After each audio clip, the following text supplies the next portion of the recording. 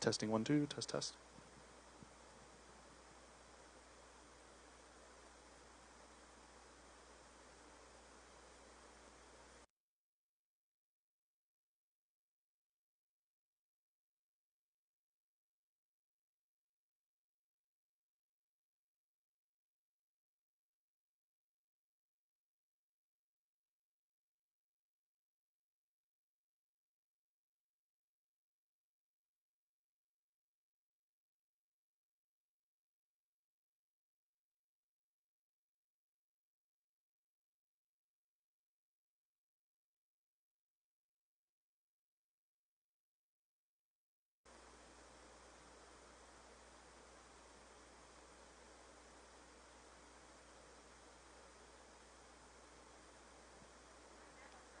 Testing 1 2, test test.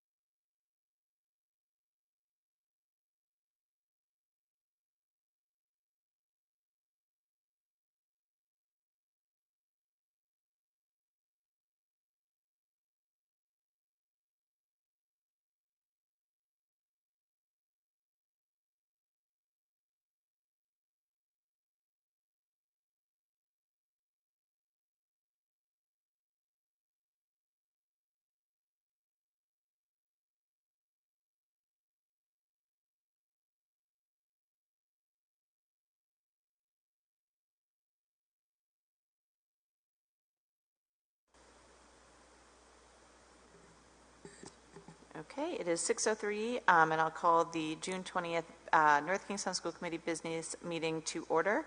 The first item on the agenda is going into executive session, and so we will convene from open session and recess to executive session pursuant to RIGL 42464 for the discussion of any discussion of job performance, character, or physical or mental health of a person or persons, provided that such persons or persons affected shall have been notified in advance in writing and advised that they may require the discussion to be held in open meeting pursuant to RIGL 42465A1, personnel/policy GCB employee benefits.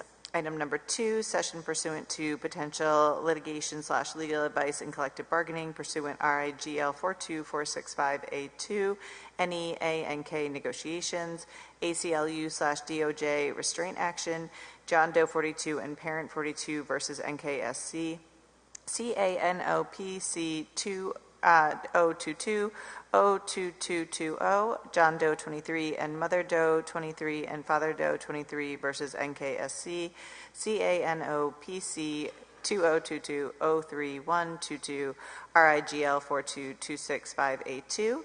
And so can I please have a motion to go into executive session? So moved. Do I have a second? Second. All those in favor? Aye. Okay, we'll be back.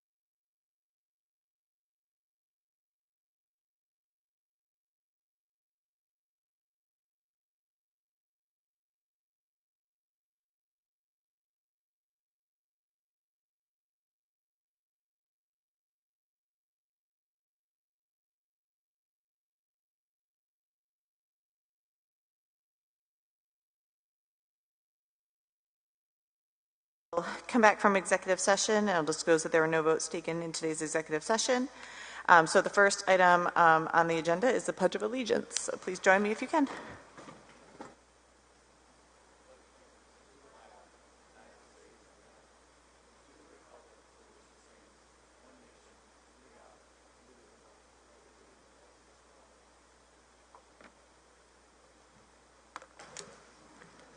Okay, the next item is the roll call. Joni? Erin Earl. Here. Robert Case. Here. Jennifer Hoskins. Here. Jennifer Lima. Here. Thomas Briety. Here. Christine LaPierre. Thank you. Thank you. And the calendar? Our next two school committee business meetings after our small break, if we have one, is Tuesday, August 15th and Thursday, August 24th. And we have two subcommittee meetings tomorrow night. We have a building subcommittee at 5 p.m. and a DEI subcommittee at 5:30 p.m. Okay, thank you. And then any presentations or recognitions? Mike, did you have a clarification on that or no? I was just oh, perfect. Okay. And so I do not believe we have any presentations or recognitions. I did want to take a moment, though, to recognize the staff at the high school for putting on a wonderful graduation. I thought they did a really, really nice job, and the students seemed to really enjoy, and their families and supporters, and we were very grateful to be able to participate in it. So congrats to all the 2023 graduates and the staff that worked really hard to put together that wonderful ceremony. So the next item on the agenda is citizen comments. Joni, do we have anyone signed up? Wonderful. Is it Sue? Come on down, Sue. Sometimes the aisle feels very Price is Righty to me in like a different way.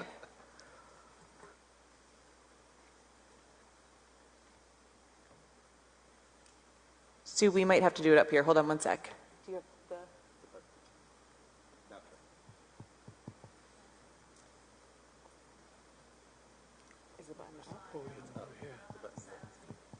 I tried. We were put in charge of technology and we failed. Apologies. I got the microphones anyway. Oh, perfect. Hi, my name is Sue Warburton. I live at 1595 South Road in East Greenwich. I am currently the union president for the teachers here in North Kingstown. And I just Sorry, Sue, hold on one second. I don't think the camera's picking that up, like mic-wise? You can hear it? Okay, you're good. I just want to make sure the folks at home can hear it. Go ahead, Sue. Thank you. I just wanted to thank Dr. Earl and Mr. Briety, sorry, for working with the teachers union to come to what we consider to be a fair contract before the end of the school year. That is something that hasn't happened in a very long time, and it's just refreshing seeing all of the things, changes and difficulties we've had in the last several years. It's just refreshing and nice to end the school year with a contract, and we just appreciate your working with us and listening to us, and hopefully moving forward with our new union leadership team, things will continue on smoothly, and we appreciate it. Thank you very much. Have a good night. Thank you. Any other citizens would like to speak tonight? Okay, hearing none, we'll move on to our next agenda item, which is the superintendent report. Frank? Thank you. I have a student recognition. Class of 2023. I have a co-valedictorian announcement. And the class of valedictorian and salutatorian are determined by the 7th semester weighted grade point average. If at the end of the year another student achieves a weighted GPA that is above or equal to the ones identified in the 7th semester, the student is announced as the co-valedictorian or co-salutatorian, whichever is appropriate. And the high school is happy to announce that Ava Guglieri as the class of 2003 co-valedictorian. So congratulations to Ava for this outstanding achievement.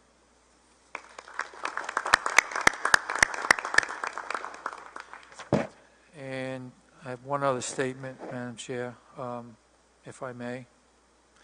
It's been my pleasure to serve as your interim superintendent. The last 5 months have been very busy yet productive. Together, we have moved the district forward, always putting students at the center of our decisions. In the last 5 months, the district has approved an FY24 budget. With the approval of the school committee and town council, a bond will be presented to the voters in November to build a new school, middle school. Additionally, we filled the following vacancies: assistant superintendent, special education director, finance director, high school principal, and the school committee has appointed a permanent superintendent, Dr. Duva. We have reorganized the finance department, and hopefully this evening you will vote on a new 3-year teacher contract. I would also like to thank the entire staff for their support, along with the parents and community. Students were great, and to the students I say, keep education as a top priority, and success will follow you. I would also like to thank the town council and town manager for their support and cooperation. And to the members of the school committee and Attorney Hennius, thank you for the opportunity, thank you for your support, thank you for your cooperation, and thank you for your friendship. You have a great school system here, which is very committed and dedicated staff. June 30th is my last day, and Dr. Duva will begin his tenure on July 3rd. I wish the school committee and Dr. Duva continued success, and it's my hope that the middle school will be approved. The students will be the beneficiaries of your new middle school. So once again, thank you for the opportunity.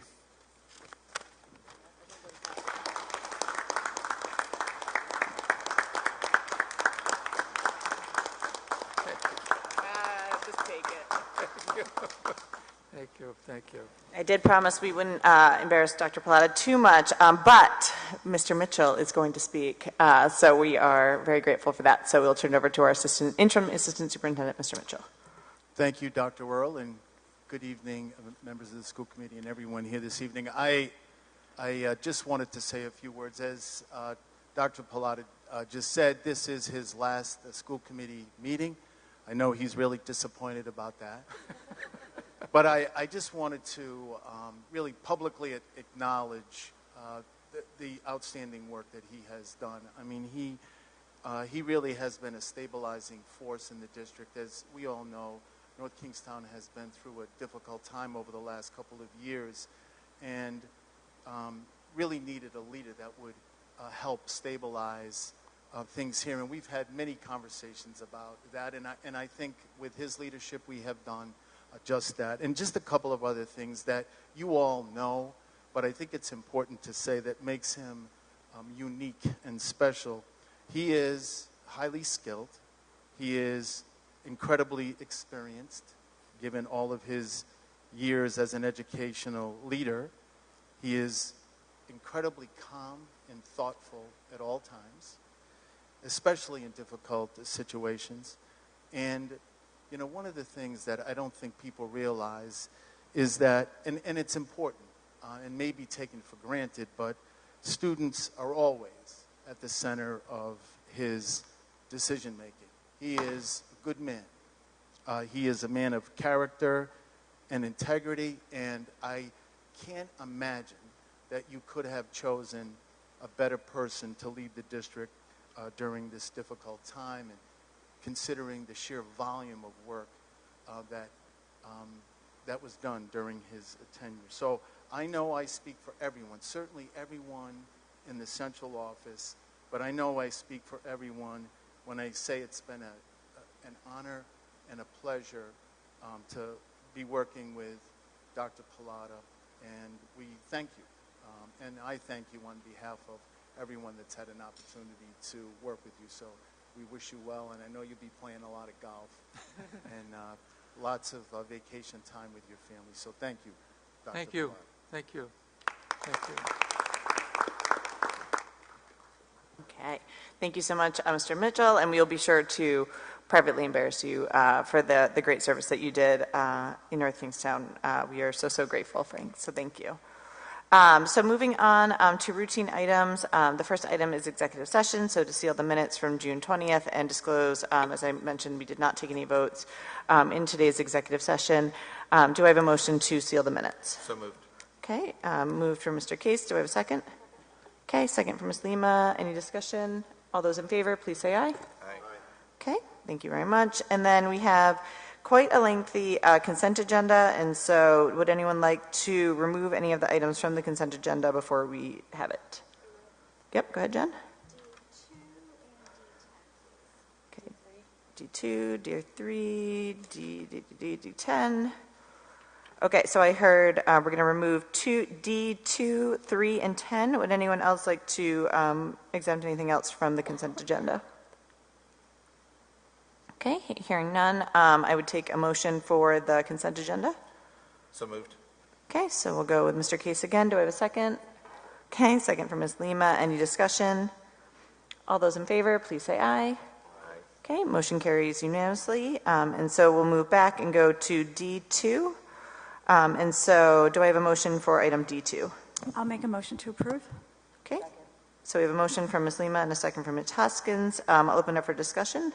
I just wanted to take a moment to thank Dr. Clark for taking the time to thoroughly research this and put together the quote that serviced the most students possible with the best fiscal impact for the district in mind. Okay, thank you. Any other discussion on this item?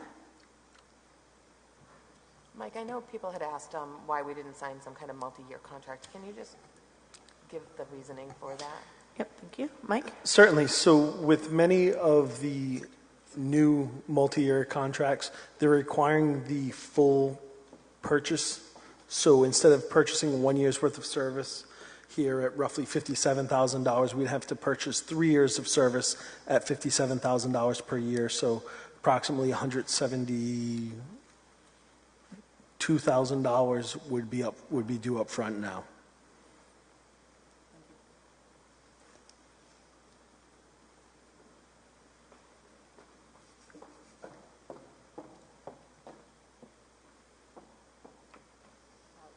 Apologies, my computer decided it was done. Any other discussion on this item? Okay, hearing none, we have a motion on the floor to approve and a second, so I'll call the vote. All those in favor, please say aye. Aye. Okay, any opposed? Motion carries unanimously. Thank you. The next item on the agenda is D3, the purchase of the minibus. Do we have a motion for that? I'll make a motion to approve. Okay, so we have a motion. Do I have a second? I'll second. Okay, so we have a motion and a second. Discussion? Mike, can you just go over the bus Absolutely. issue? Absolutely. You'll see in your packet that this approval contains quotes for not only a minibus but also a van. And when I say a van, I'm not thinking a minivan. It's more like one of the hotel shuttle vans. One of the things we're finding is that we are transporting an increasingly large number of students who don't necessarily require accessible transportation. They just require transportation on a smaller vehicle, whether they're attending an out-of-town service, or even if they're staying in district and just they may live in one area but need to attend school outside of their home school. So we have a fleet of 12 vehicles. We currently use 2 of those vehicles as spares. So what I want to put out there is the idea of potentially transitioning some of our fleet from traditional minibuses, which have handicap lifts on them, to possibly less expensive, more efficient vans that can put more miles on them, tend to have a better maintenance record than minibuses would as well. And the other battle we have is right now, while we have a run of 10 buses, we were only able to fill 9 driver positions this year. To drive a minibus, you need a CDL license with endorsements, versus to drive a van, you only need a chauffeur's license. So we think we have an opportunity to potentially diversify, and my ultimate goal would be to add more vehicles to try and remove kids from statewide. We just received an updated statewide bill for next year to the tune of just under $200,000 more than we were originally told. So I wanted to put this out here for this committee, one, to find out if you are interested in beginning to convert our fleet. So the quote for one minibus is approximately $115,000, whereas the quote for a van is approximately, I believe it was, I don't have the quote up in front of me, but if you give me a moment, I can find the exact number.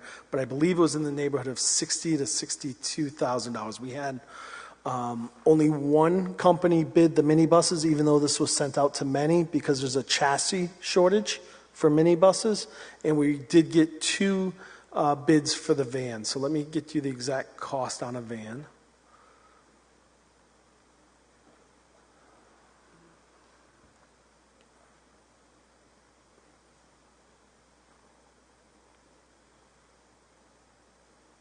So one of the van bids was $80,000, just north of $80,000. And the other one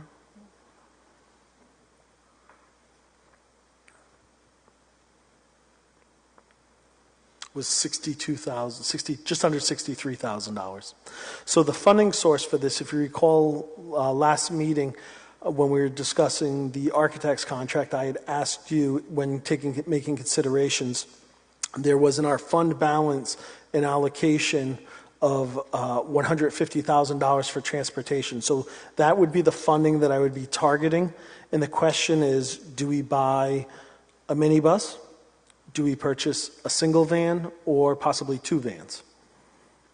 All while staying within that $150,000. Had the quotes come in a little bit lower, I might be here saying, let's do one minibus and one van, but unfortunately they do exceed the amount of money we have allocated currently. Okay, thank you for that explanation.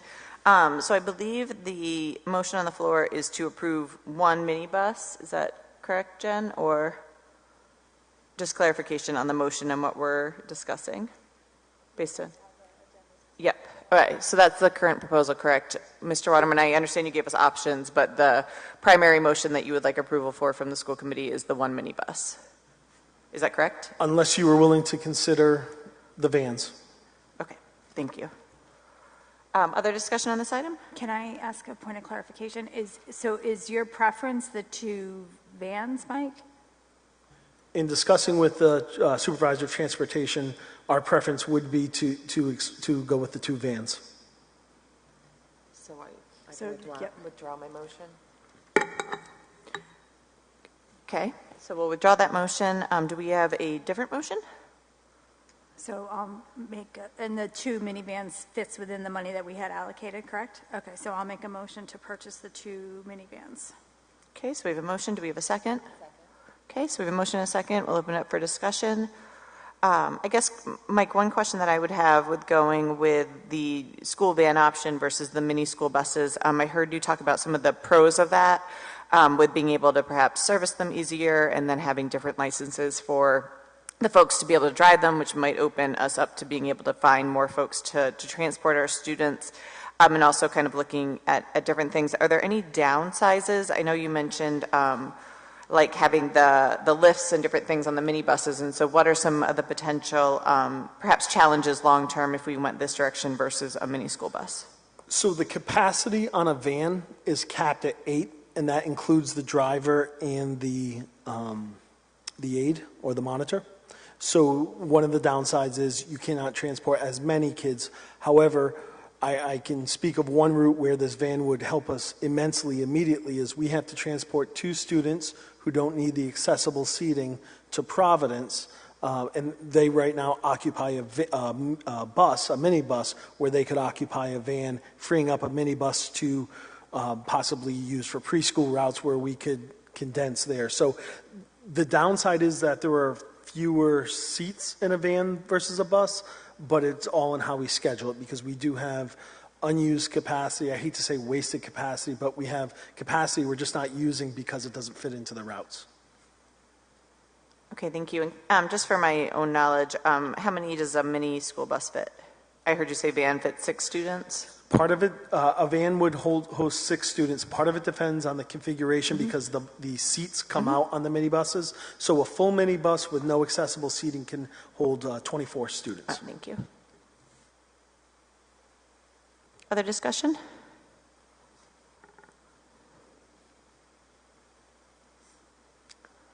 Okay, hearing no further discussion, we have a motion on the floor to approve 2 school vans for purchase. Hearing no other discussion, I'll call the vote. All those in favor, please say aye. Okay, any opposed? Motion carries unanimously. Mike, you are the proud owner of 2 new vans. Enjoy. Thank you, in 8 to 12 months. Yes, and thank you for doing the research and presenting the quotes and giving the different options. We very much appreciate it. Okay, moving on to the next item, that is item 10, which is trash and recycling. Do I have a motion for that item? I'll make a motion to approve. Okay, I have a motion to approve. Do I have a second? Second. Okay, I have a second. Open it up to discussion. Jen? So I just wanted some clarification on this because I have seen, this has been like the question that has popped up multiple times is, do we or do we not recycle at North Kingstown High School? And I noticed that one of the phrases in here was that they're trained to collect, deposit, and confirm recycling materials are separated from waste streams. So are we or are we not actually truly recycling here at North Kingstown High School? I'm going to invite We Bob shall phone a Ferranti. friend. Yes. Come on. Or grab a mic. Yeah, probably Joni's mic is the easiest. But you're also welcome to go over there, whatever you're more comfortable with. So we do recycle, and I'm going to be blatantly honest like I always am, just not to our fullest potential. So I've been working with Rhode Island Resource Recovery. They're supposed to come in through this summer and then start a program for the start of the school year at the high school level to start, and then hopefully trickle it down. It seems to me that elementary schools do a much better job because of the size. I think it's a lot easier.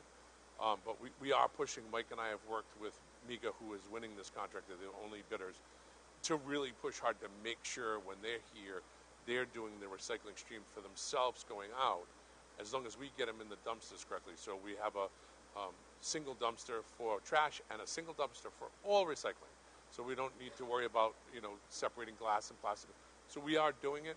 We're just trying to get better at it. Okay, thank you. It seems like every year at Democracy Night and Senior Project Night, there are at least several students who do their project on this. So I would encourage administration to tap into that student body because there definitely seems to be a desire to execute it here. And I will work with Shivali as she takes her new position, because I was working with Barbara and a group of students to start this process. And so it's just a matter of getting it together and making it move forward. Okay. Yep. Jen, I was in one of the senior projects that did their project on this and did the recycle pickup. And one of the things that I did learn is that we are back, I'm not going to get this terminology right, you might know it better, but like on the backside of recycling, but the student facing is not, like the students don't do it. Like it was being done in the cafeteria and different things like that. And so I think, some of that is thinking about how we can get the student body participating in the recycling, learning about it, understanding the impact of it. And so that's where I think Shivali and the folks in the high school will be really important, because you don't want to just have them, we want to recycle, but we also want to have students learn and understand that process as well, I think. I think we also want the high school students to help teach the younger students Yep. on how to recycle. And so working with Resource Recovery, they'll give us resources, decals, bins, more resources to get us to recycle, because they benefit from it as well. Great. Thank you for the clarification. And it sounds like we might have some improvements coming forward next year, which is great. Any other discussion on this item? Okay, hearing none, I'll call the question. All those in favor, please say aye. Aye. Okay, motion carries unanimously. Thank you. And that brings us to the end of our consent agenda. And so we'll go on to item number 1. Can we get a motion for the designated authorized signatories?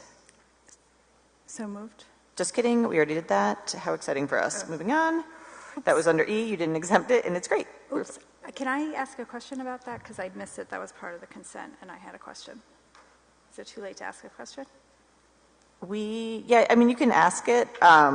It's just not under, it's already been approved. But if you'd like a clarifying question on the thing we already approved, feel free. Clarifying question? Sure. When are those going into effect? Because it didn't actually say it anywhere. For the authorized signatories? Yeah. Yeah, absolutely. Andrew, or anyone on the administration, just some clarification on when those would go into effect.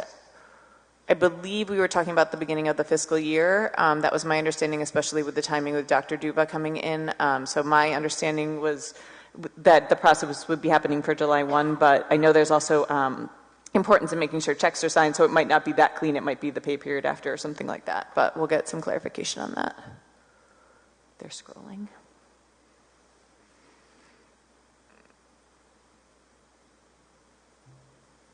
Based off of an email that I saw today from our banking, I believe it's a staged approach because Dr. Pilata does need to stay on accounts. And then once Dr. Duva comes on, Dr. Duva's name will be added to the accounts. And I am just scrolling just to make sure that I'm talking about the right signatories here. Okay. I figured it was kind of something like that, but I just wanted, okay, thank you. Yeah, it'll be a phase. I would say with pretty good certainty it will be a phased approach over the next couple of weeks to get the new director of finance on, new superintendent on, but also making sure there's no gaps. And it was just procedural that we had to approve it. Okay, glad there wasn't a thing there since we approved already. Moving on to unfinished business, the first item on the agenda under unfinished business is the 2022-2023 school budget. And so I believe we are going to have the Director of Finance speak a little bit about some projections on where we are in wrapping up the budget.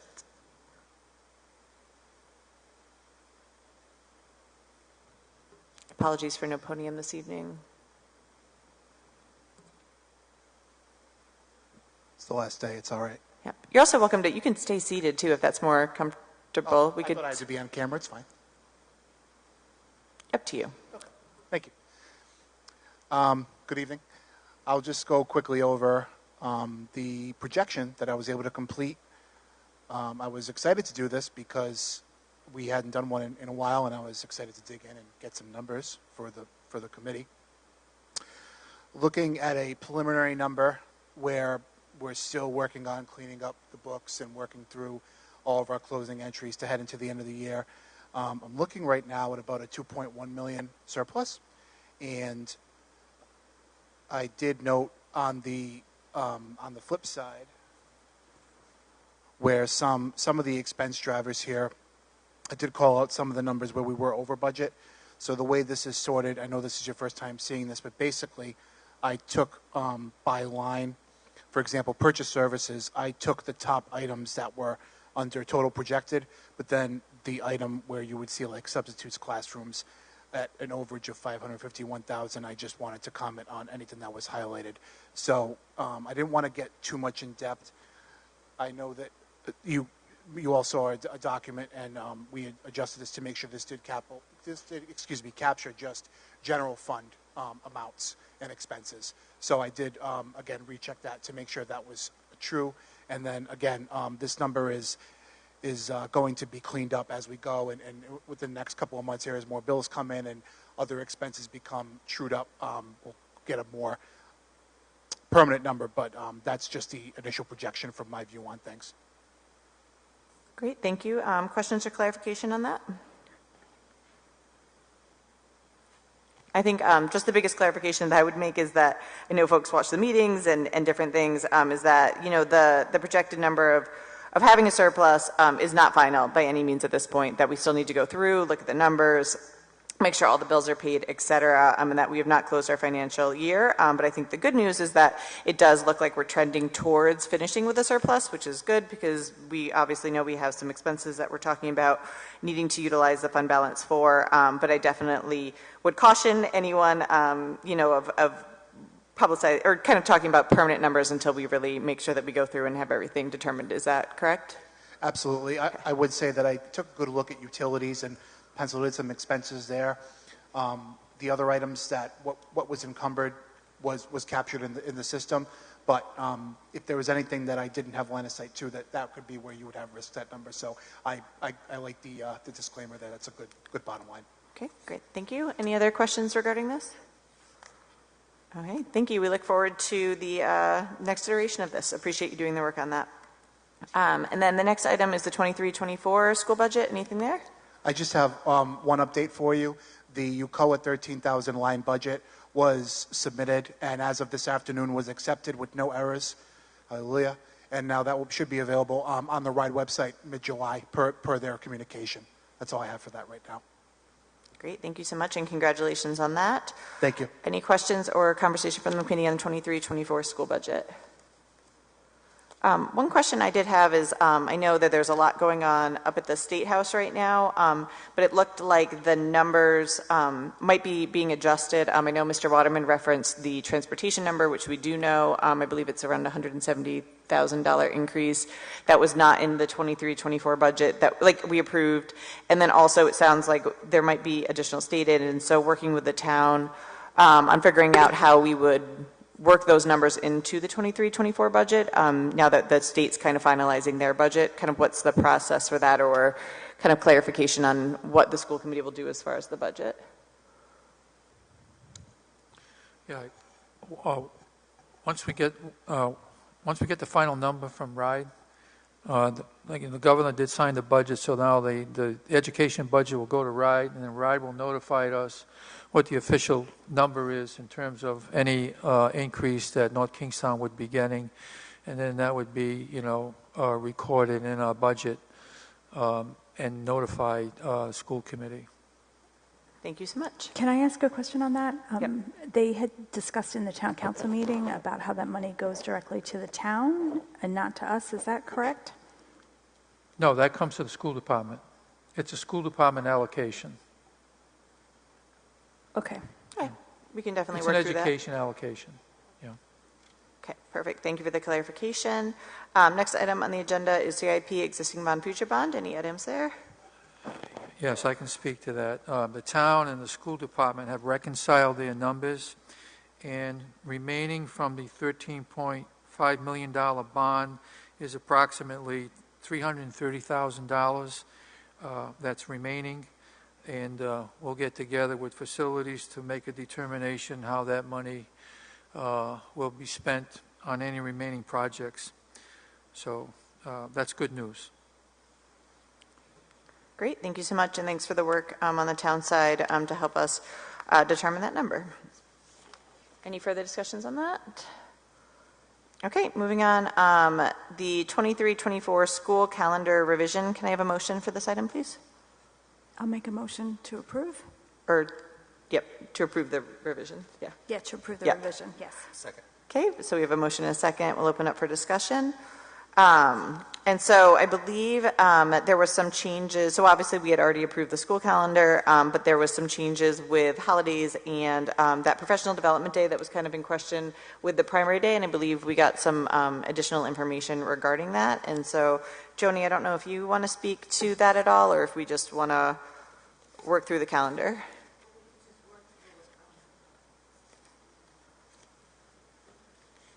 This is the school one. Yep.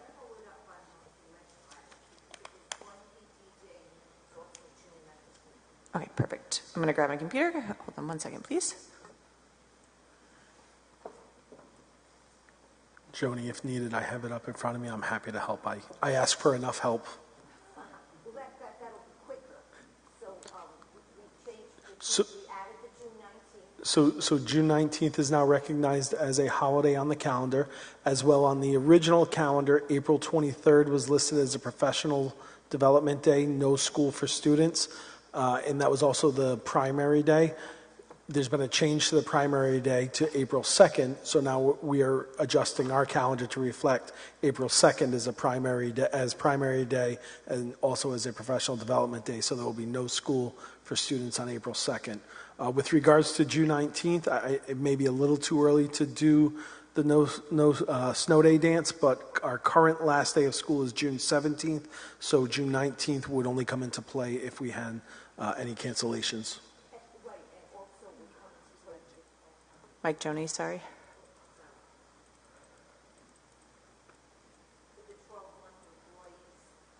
That would be adjusted on the 12-month employee schedule. Okay, thank you. So the adjustment is that professional development day. Further discussion? No, I remember we had that conversation when we were doing the calendar in the first place, that there was a potential motion to move that. Okay. Thank you.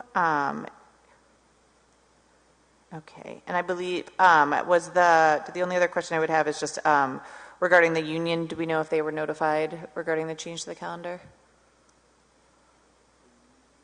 I believe that they were.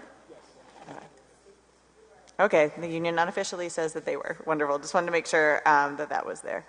Okay, any other discussion on this?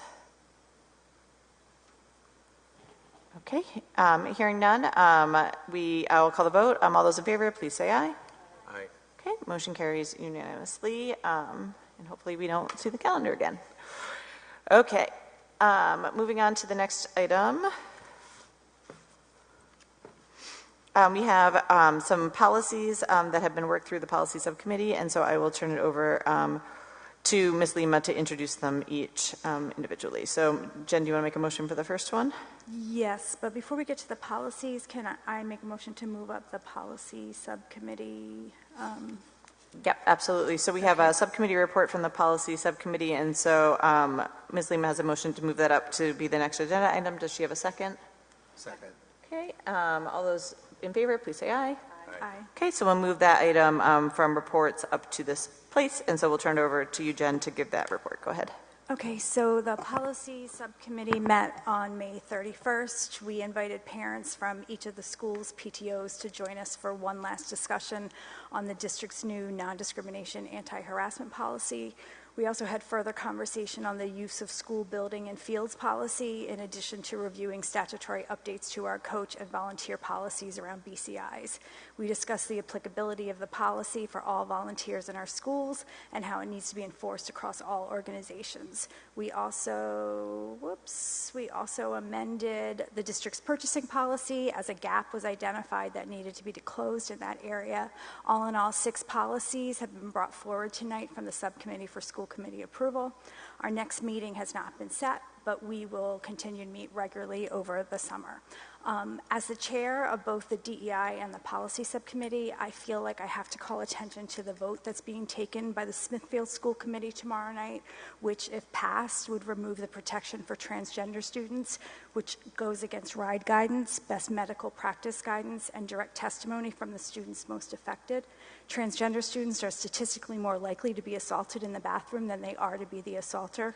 Transgender students are more likely to attempt suicide, and it's not because of something that's inherent to being transgender, but because of the ostracizing and the othering that they experience. The proposed policy change being put forth in Smithfield, which is initiated and implemented at the hands of adults who are supposed to keep them safe, is yet another example of this. I hope that the Smithfield School Committee follows the adage, if you can't help, don't hurt, and rejects the proposed changes to the policy. I promise the transgender students in the North Kingstown community that I'll do everything in my power to continue to protect them. Now on to our policies. Okay, thank you for the report. So we'll go to E1. Do you want to make a motion? And this is a first read, so correct? Yes, and Andrew and I kind of went back and forth on this. Our policy doesn't actually spell out that we need 2 reads for revised policies, but best practices. And in the past, we have done 2 reads on revisions, so we agreed that we should do 2 reads on revisions. Okay.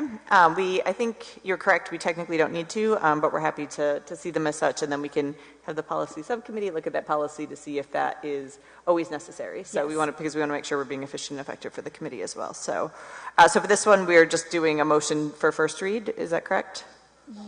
Yeah, for all of them, these will be first reads.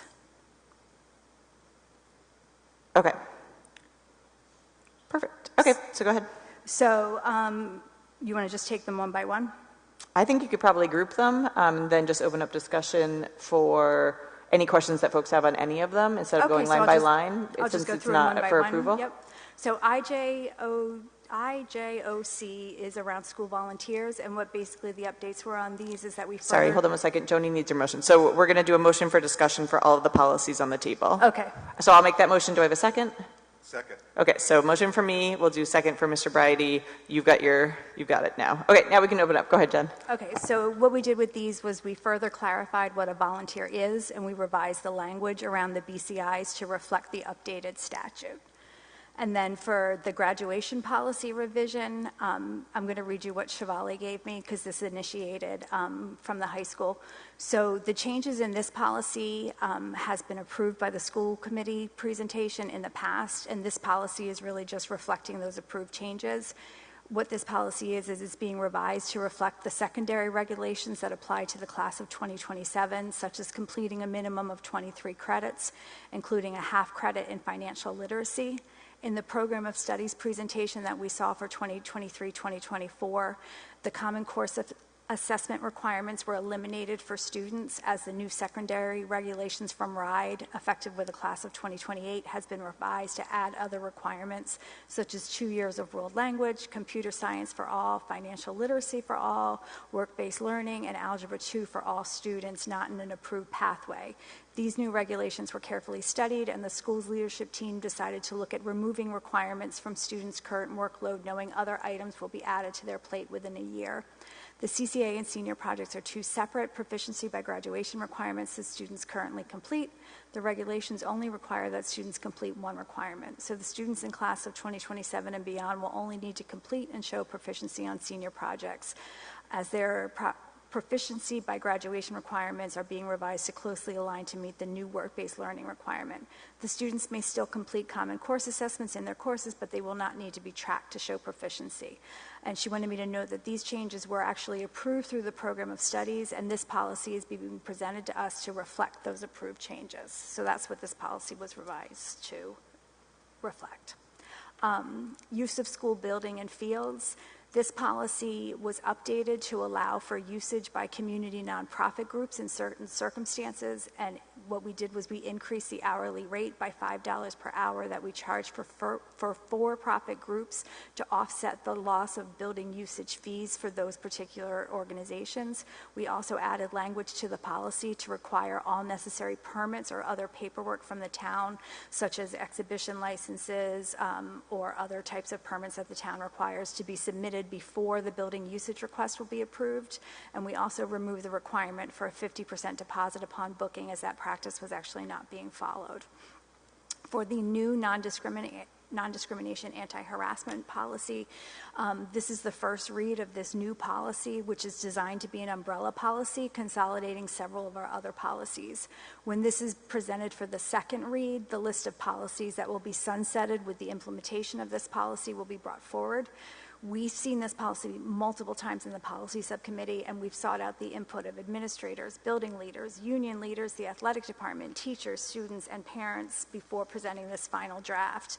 The intent of this policy is to use it as the basis for training everyone in the school committee on who do I report something to, what does the reporting process look like, what does the investigation process look like, who conducts the investigation, and what is the appeals process.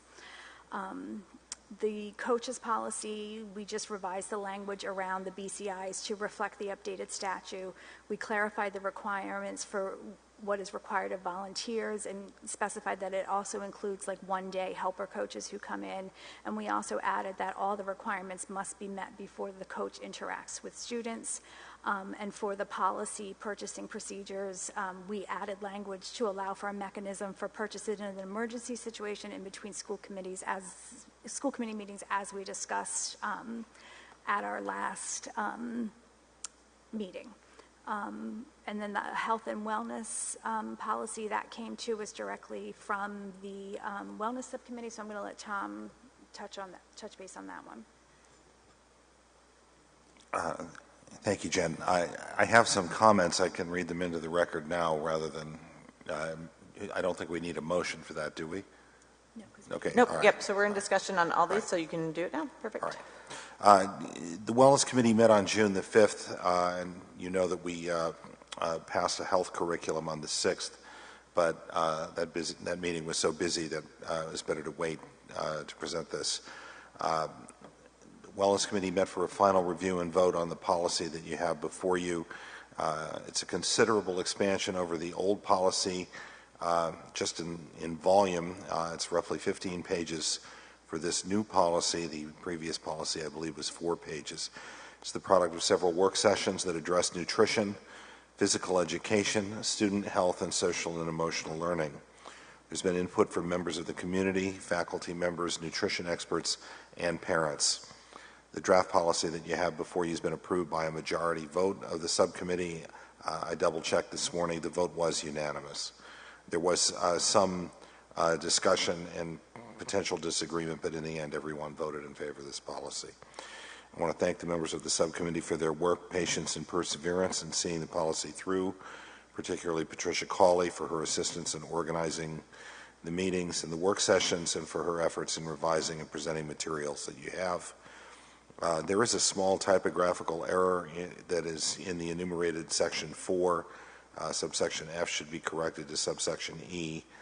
Thank you to Ms. Lima for catching that. And I think what you have before you presents a substantial improvement over our older policy, and I ask that it be approved and adopted. Okay, I think that's all of them, and I'm happy to take any questions on any of them. Great, thank you so much. Further discussion from the committee? Yep, Mr. Case. On E4, the policy use of school buildings and fields, was there a financial impact just talked about during the discussion of this? Like, what was the ballpark of how much revenue would be lost? There was a discussion. We looked at, it's hard to tell for sure because the change to the policy, which increased the usage fees, went into effect right before COVID hit. So there hasn't really been like a true year to tell. The change in policy that took place did two things. It actually reduced the for-profit, increased the nonprofit, and added a 15% building usage fee. And so what we've done with this policy change is we've eliminated the charge for certain nonprofit groups, and it's those nonprofit groups who basically benefit the community or give back to the community. So like things like the community chorus or like the Lafayette Band or things like that. So not all nonprofits. And we've increased by $5 the inside rentals. Didn't touch the turf or anything like that. And the rule that any organization that charges admission that they are required to set aside 15%, that has not changed. So we ran a fiscal impact, and it looked like approximately a total of $5,000 was brought in by all nonprofits in 1 year. So it's a small amount, and that's all nonprofits, not, and this change won't apply to all nonprofits. And so by increasing the for-profits by $5, it should offset that $5,000. And we agreed that we would revisit the policy in a year, and if at that point it looks like things have gone horribly awry, we will revisit it again. Okay. And do those fees cover cleaning fees and other? No, the custodial fees are separate, so and no change. Yeah, everybody, regardless of who you are, is because the custodial fees are billed separately. Okay. Yeah, and I think the intent of the change to this policy, one, it was brought forward to us by community members who were using the facilities, but really, to try to have as open of a policy as we can for those organizations that do benefit the community as they are taxpayers and they, are part of our school community, whether or not they have children, but also to make sure that it balances to be able to maintain the facilities due to the additional usage. And so I think, by adjusting it on both sides, we feel like it'll be close. But to Jen's point, there's no way to project it fully because of the weirdness over the past couple of years. And so, I think that's where the committee really felt to implement this in the best interest of the community. And then, as needed, we could always adjust if we did feel that it had a big financial impact. And one other thing I neglected to mention about this is the effective date for the building usage will be September 1st. We didn't want to impact any for-profit organization that already had something booked. And so there is no, that's the date where there's no new bookings. So we will make it effective for anybody who books after that date. Further discussion on any of the first reads on these policies? I would like to note for the non-discrimination / anti-harassment one, what I think was very helpful from hearing from community members, teachers, administrators, and parents and guardians was that, having a lengthy policy is important because it kind of is a one-stop place that has all of the different information that will cover these areas. But we definitely need an accompanying website or something to really help folks be able to navigate the information and have easy access to important information. And so I think that that's a really important piece of this, is not just having a policy, but of course we're going to talk later about the trainings that are going to go along with it, but also having an easy kind of central place for folks to be able to get this information, and maybe some kind of frequently asked sections or some subsections of the policy kind of called out. And so I think that's really important, especially with a lengthy document like this, because you don't want people not knowing what to do or not understanding something. But I do understand the intent of having one centralized policy and not having pieces kind of all over the place, which is what we have currently. Any further discussion on the policy section? Okay, so these will come back in front of us at a future meeting, whatever our next meeting is, which we will see based on the agenda items and what we need to put forward. So hearing no other discussion, we'll move on to the next item. Okay, so the next item is item F, the MOA for the SRO. Can we get a motion for discussion on this? I'll make a motion to discuss. Okay, do we have a second? Second. Okay, so we have a motion and a second, and we'll open it up to discussion. I believe this agenda item is on to get an update from Mr. Hennessy. Do we have any progress on that with the town?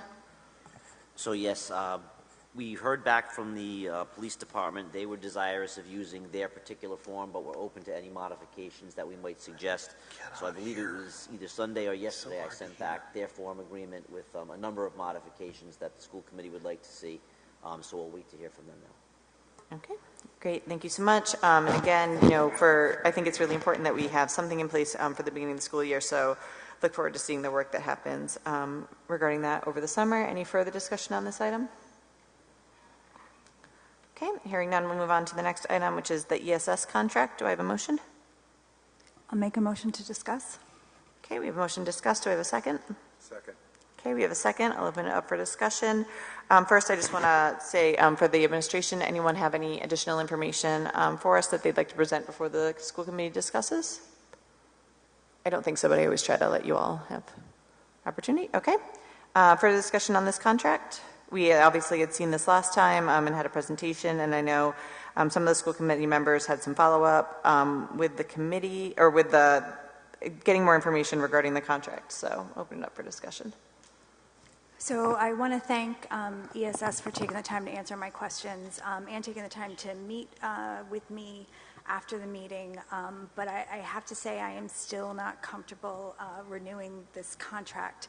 And I went back and I reviewed, we had talked at the last meeting, we had talked about going out to bid after the April 18th meeting, but we never did. We talked about hearing from the building leaders, which we never did. So with central administration's permission, I had reached out to some people in the various buildings. And I have to say, what I came away with is a feeling that this is just not something that I am comfortable with. And I really would like to know what our other options are. Are there other organizations that are used to having clinicians in a school setting? Are there other options for us to utilize the money to look for? I know we have openings still, with ESSER funds, but I don't feel that this is something that I've struggled with for the past 2 years, but I just, what are our other options? And I want to clarify by saying I definitely think that the needs are different between the high school and Davisville, but I just don't feel like this is something that I'm comfortable with, and I'm looking for what our other options are. Okay, thank you. Further discussion? I would like to concur with that. From day one, I said that this contract doesn't service enough kids in our schools. Mental health is so important, and where we're at now after COVID, we need to support the teachers, the staff, and we need bodies and school psychologists in the schools themselves.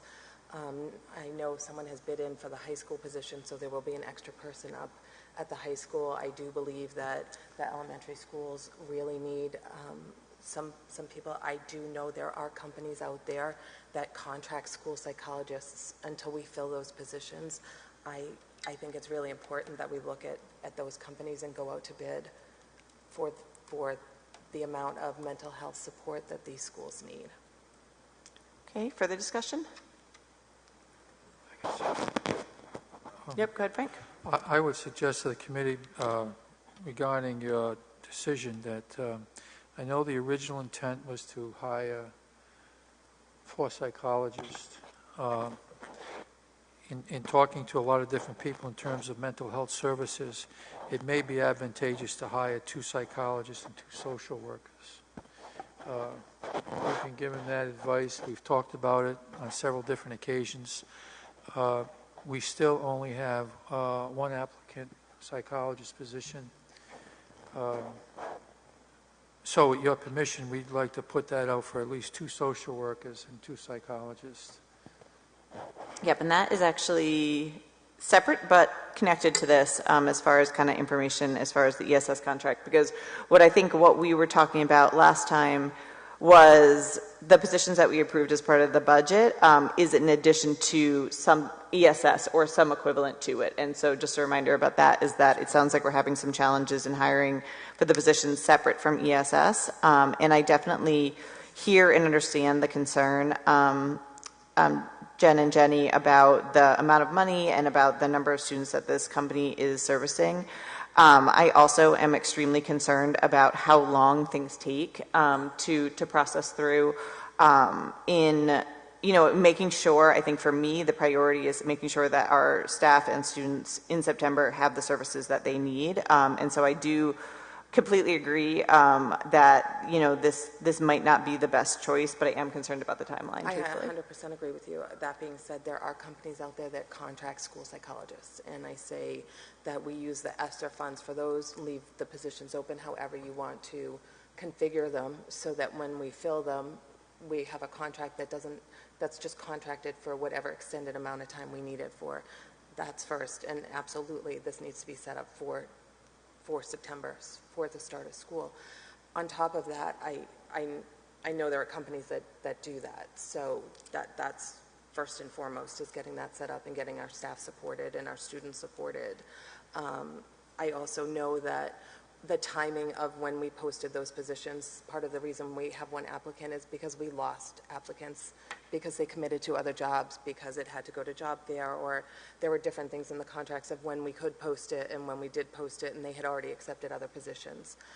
Now that they're opened, if we can get a contracting with ESSER funds over the year to fill those positions and fill those until we have those positions now open when students can apply to them as they're graduating from schools, we'll be able to then fill them in an appropriate amount of time for next year, the year after. Okay, further discussion on this? I'd also like to get the administration's thoughts on if the contract doesn't get approved and going a different direction on kind of what the actual functional options would be if we don't approve the ESS contract and have to do something else for students to fill that gap. I'd also like if anybody could answer the question regarding why we didn't go out to bid for these services and kind of the procedural process that happened with that part.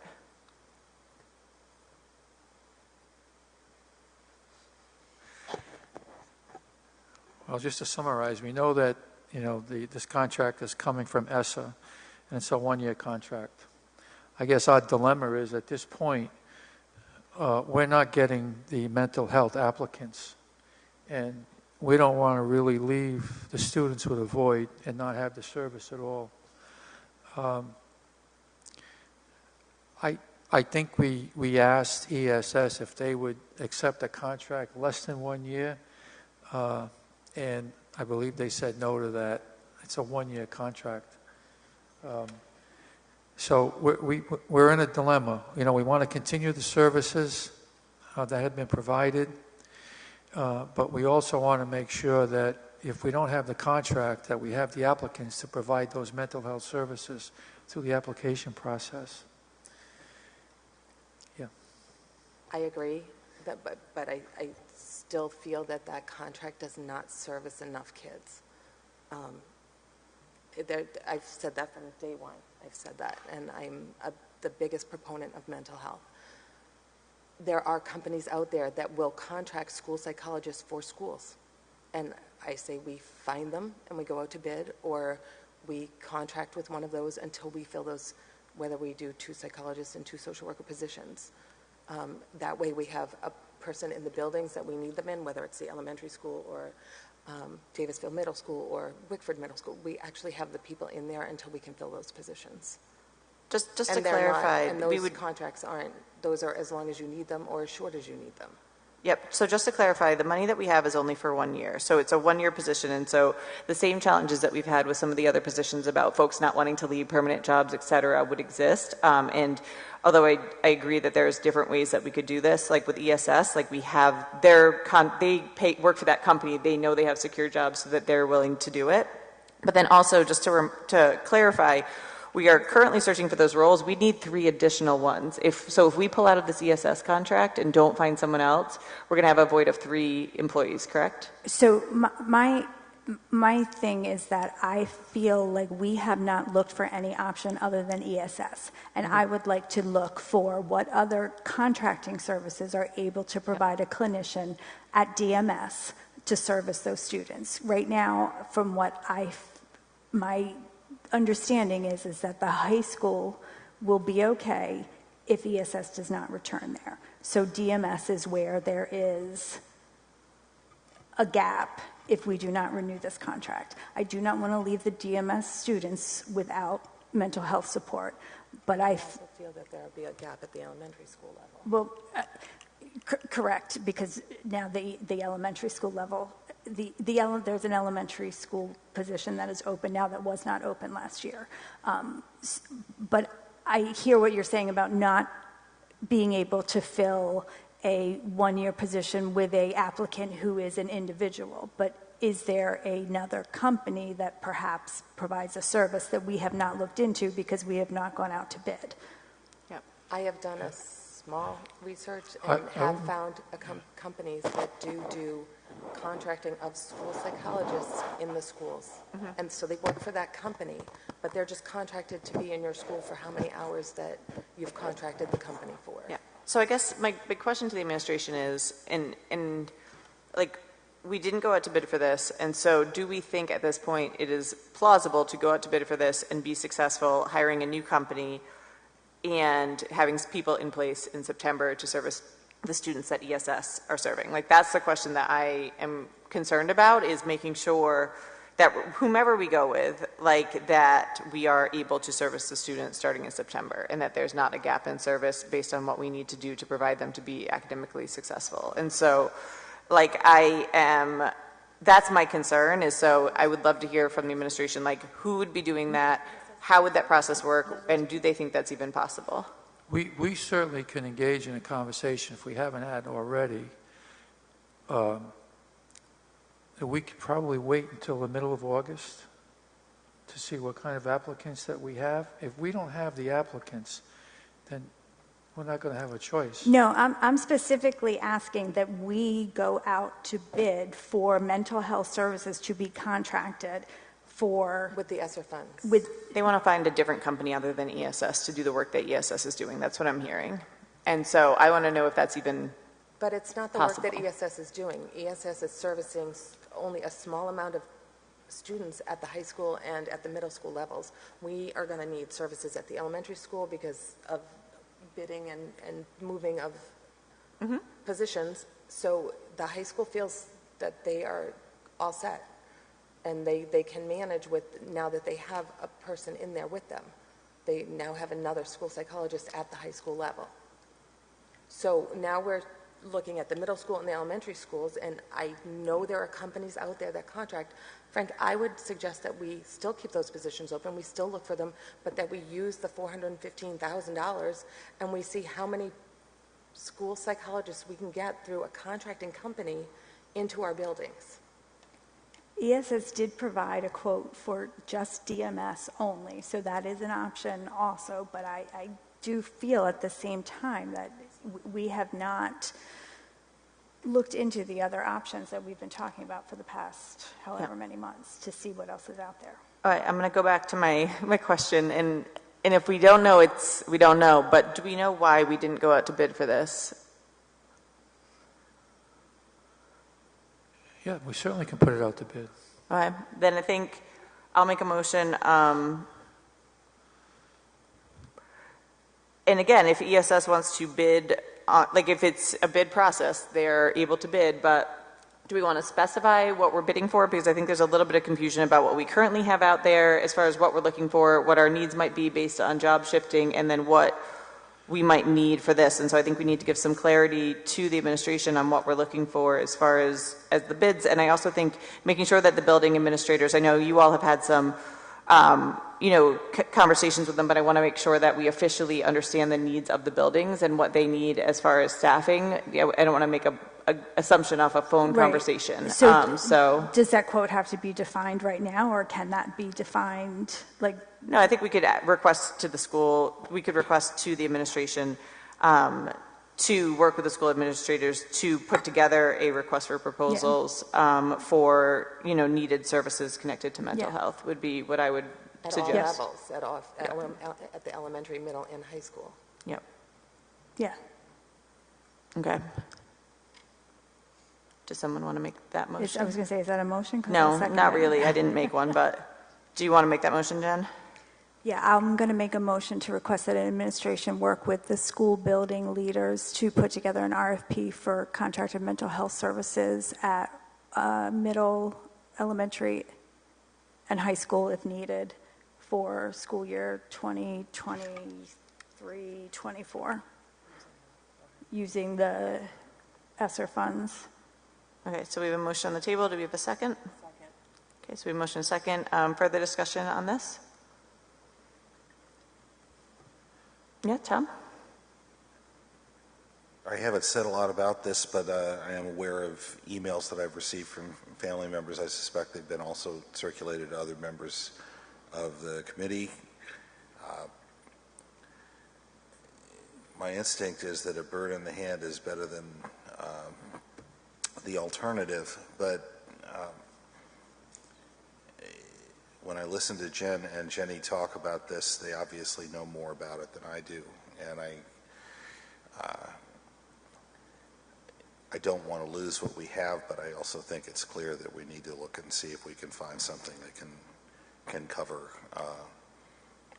all of the schools and hopefully do a broader job of bringing services to the students. So I think I'm in favor of sending these out to bid.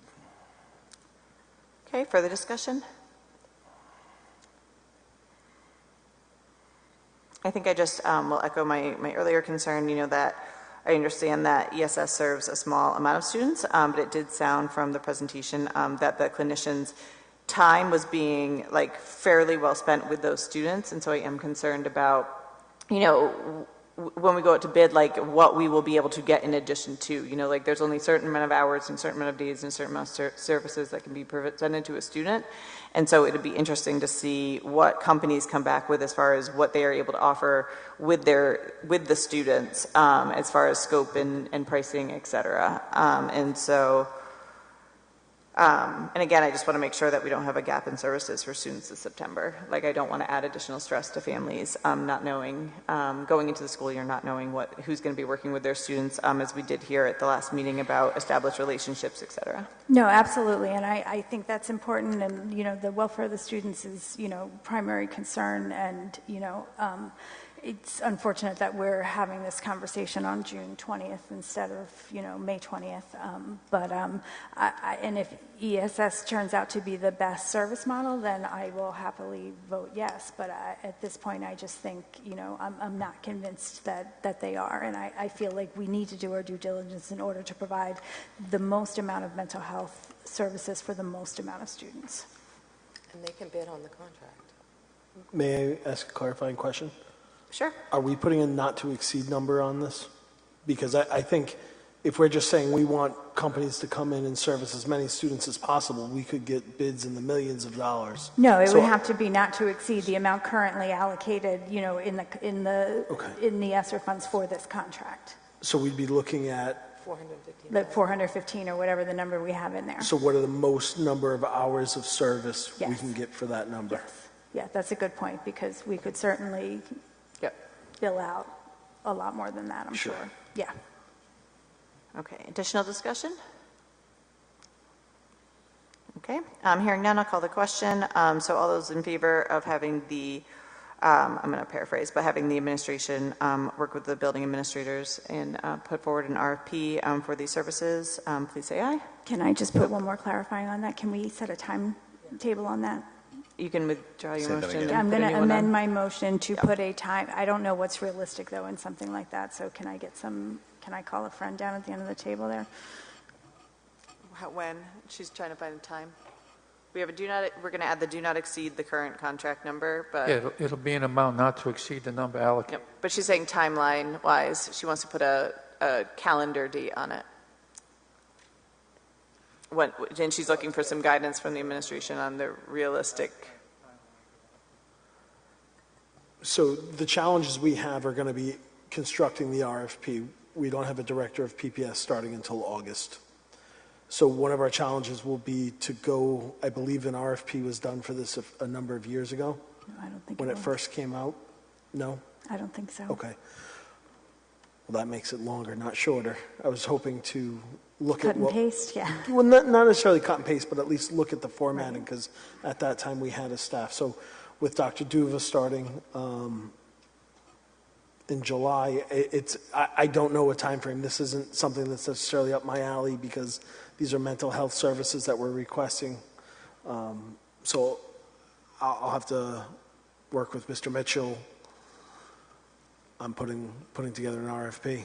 We'll also work with the new special ed director. She has a lot of She's experience. not starting till August 1st. This That's needs where- to I be mean, a that's where- priority, yeah. No, she's been working with us. Okay. On many cases. So we'll call her in to have her So if I say to work have with the us. RFP out by July 15th, is that reasonable? I don't think so, to be honest. Dr. Duva's coming in. He had pre-scheduled time out for like a couple days for family commitment. I think your August 1 RFP for best, then it's going to have to be out for 10 days. I mean, that's where I'm sick to my stomach about this decision. I feel very strongly that we do not have time to do this lift, and it is very unfortunate. I wish it had been done when we made the original request, but I am very concerned that we are not going to have services in place for students on the first day of school with how quickly the summer goes, our administrative changes, and the due diligence it takes to put an RFP out. My gut says that we should approve this contract and that we need a permanent solution and that we need to charge the new administration with it. I have a lot of concerns about the timeline. And I have a lot of concerns about the number of students we've serviced. I understand that it was right as COVID, right after COVID. I have a lot of concerns. I had a lot of concerns when it first got brought in. I had concerns that the prior school committee, when it was brought to our attention, it was not even brought forth because no one thought it was a good idea, and the amount of students it was going to service for the amount of money that it was going to cost and be able to sustain it. There are companies out there that do contracting. I say we go out to bid and that you guys work quickly and have a timeline of July 15th, July 20th. I can tell you July 15th. July 20th. I will not be able to get it to July July 15th. 30th. Don't forget, we're also in the process of this middle school. This I middle school understand that, Mike. I occupies. understand that, but I cannot move forward with this contract. I understand that. Okay, how about this? And I got to be honest with you, I am really not happy with this proposal, but we approve the one-year contract for Davisville in order not to leave those students in a lurch, and we go out to bid for the other services.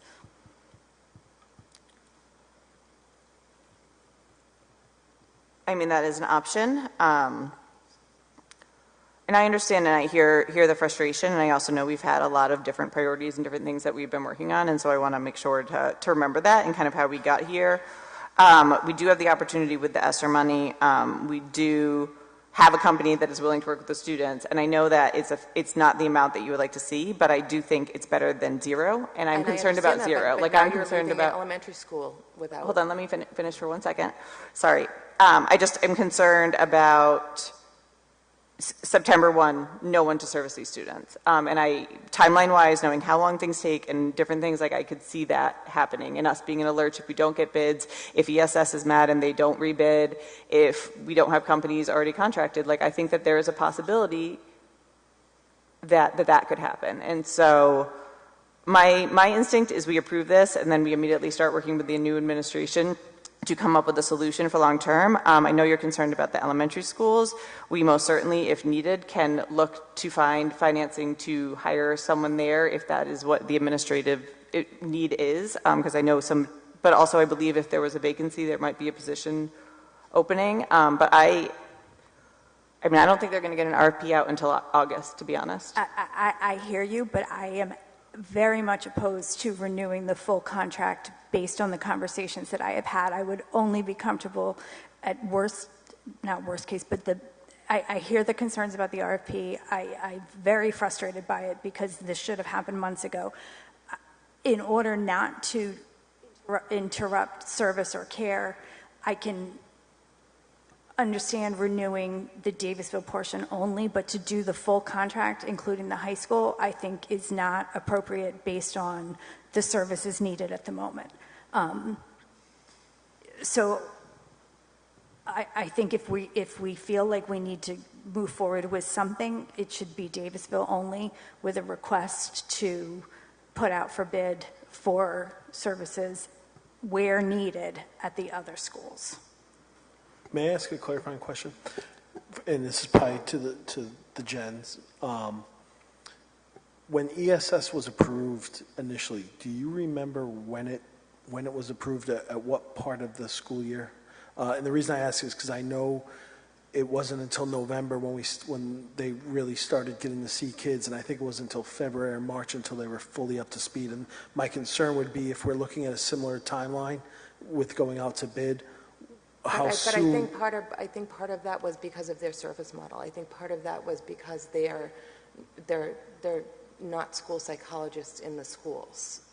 I think what I'm hearing Mr. Waterman say is if we bring in another company, his concern is, and if I get this wrong, that there might be some lead time for onboarding. I think it's because of the type of service model, Mike. Okay. Thank you. I'm just concerned, Jen. I hear you on the no need for at the high school, but I haven't heard that officially, and I also have concerns because I know that they. So then my hold concern on. is that we table this. Jenny, wait 1 second. Sorry, can I finish my thought? I'm sorry. What? Nothing. I was just saying I am concerned that what we heard was that there are students being met with at the high schools, and that I have not officially heard from the administration that there's no need there. I believe, I don't even know who you all spoke with at the high school, but that is something that I would want to officially hear before we ask for an edited contract. And so if we want to have the administration go back and see if they could revise the contract, we most certainly can do that. We can have them put out an RFP for additional services that might be needed. But I think it's a concern that, with timing, just making sure that we're good to go for September. ESS did provide an amended contract for Davisville only for 1 year. Okay. And I am confident with the people that I spoke with, including the administration, of not providing services at the high school. I understand if you I'm going to need Mr. Mitchell or Dr. Pilata or someone to verify that. Because I just want to make sure that it's good.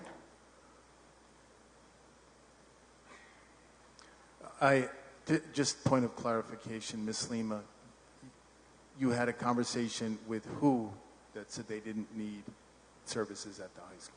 I had a conversation with the people that you and I discussed that I could have conversations with.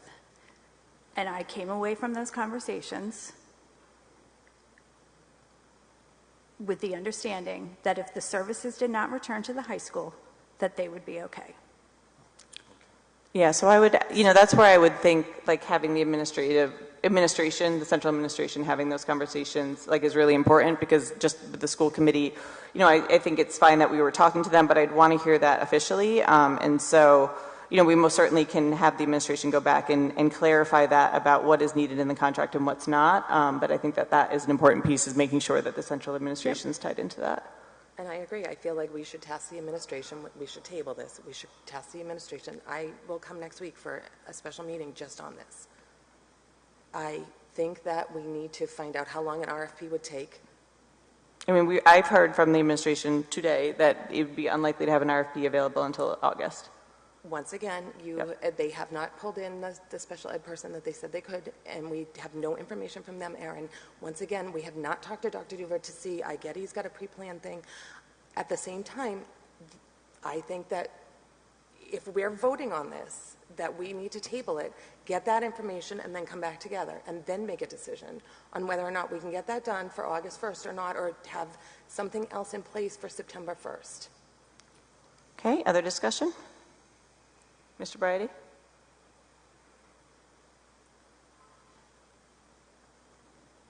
I think this is a really serious dilemma. I think what you're saying, Aaron, makes a lot of sense, but I also, I don't think it's often that I see this much passion from my fellow committee members about this. I'm just not sure what the right solution is. There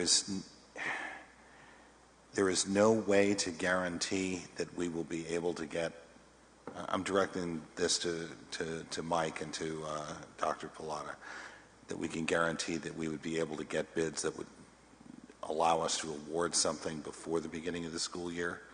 Is that fair? I do believe there are companies out there that would bid on this. I'm sorry? I do believe there are companies out there that would bid on this. So, A little research that I've done. so the other item I would look at is there anything on the MPA?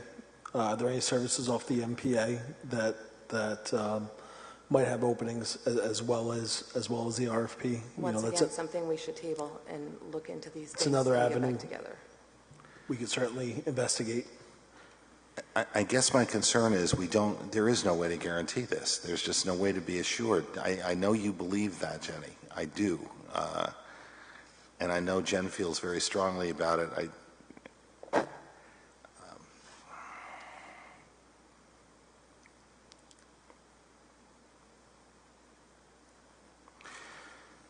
I mean, so the I don't want to flip flop, but I set a bird in the hand, and I realize it's not an ideal solution, but I'm very torn. But I'm thinking I'm going to reverse what I said before, and I would be in favor of renewing the contract. Once again, I'm going to ask that we table this and we get more information on whether or not we can have this up and running for September 1st, if we go out to bid, or if there's someone on a list that we could use. Madam Chair, may Yep. I just want to clarify one really important point. And I know that this is a difficult situation. I readily admit that. And something needs to be done, because there is a need for mental health services. And I mean no disrespect, but I just need to state publicly that no one at the high school said to me or to Mr. Mezzanotte, who's not here, but no one said anything to me that they don't need any help at the high school. So, and I mean that respectfully. I just need you all to know that was never stated publicly to me. Now, maybe because they have a psychologist who has bid on an opening at the high school, they may have the support that they need. Then that's a possibility, I guess. But I just needed to clarify that point. I think one of the other things to consider, as Dr. Pilata mentioned, is we have one applicant for school psychologist. And we don't even know, we haven't had a chance to even have a conversation with that person, so we don't know what, if anything, that person is going to be able to do, or if we would even hire that person.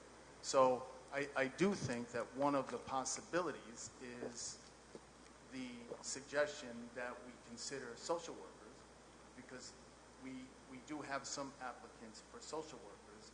So perhaps instead of focusing on psychologists, we may be able to use social workers under the circumstances. So I'm just suggesting that flexibility may help under the circumstances. So I would completely agree with that flexibility. Excuse me? I would completely agree with that flexibility.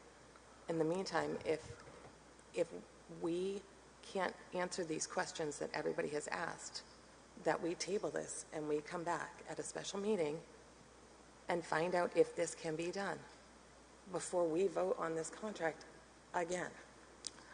I guess the question, Can I Mr. ask a point of order? Yes. Is she actually making a motion to table?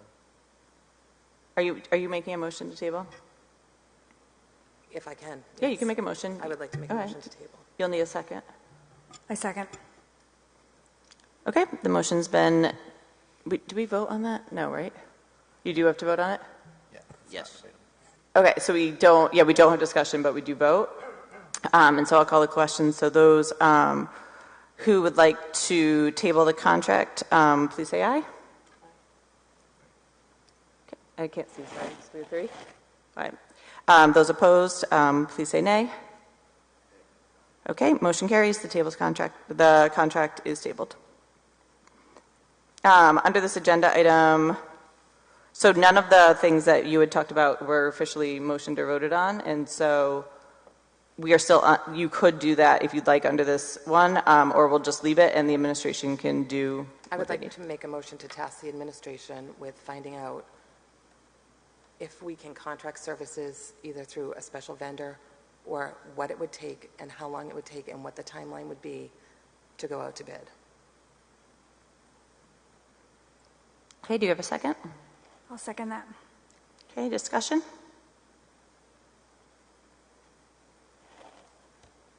And then how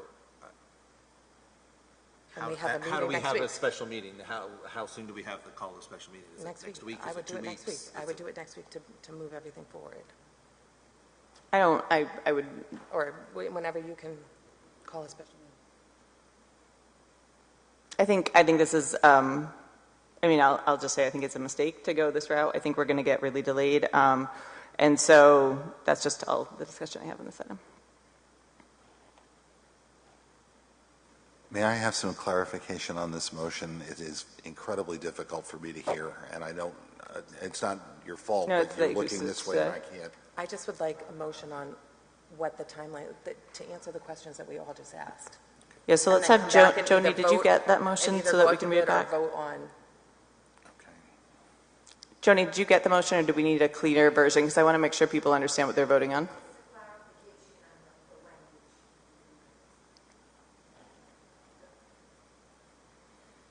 Just restate your motion so that Joan can get it, so that she can repeat it back, I so the make a committee motion knows that what they're voting tasks on. the administration with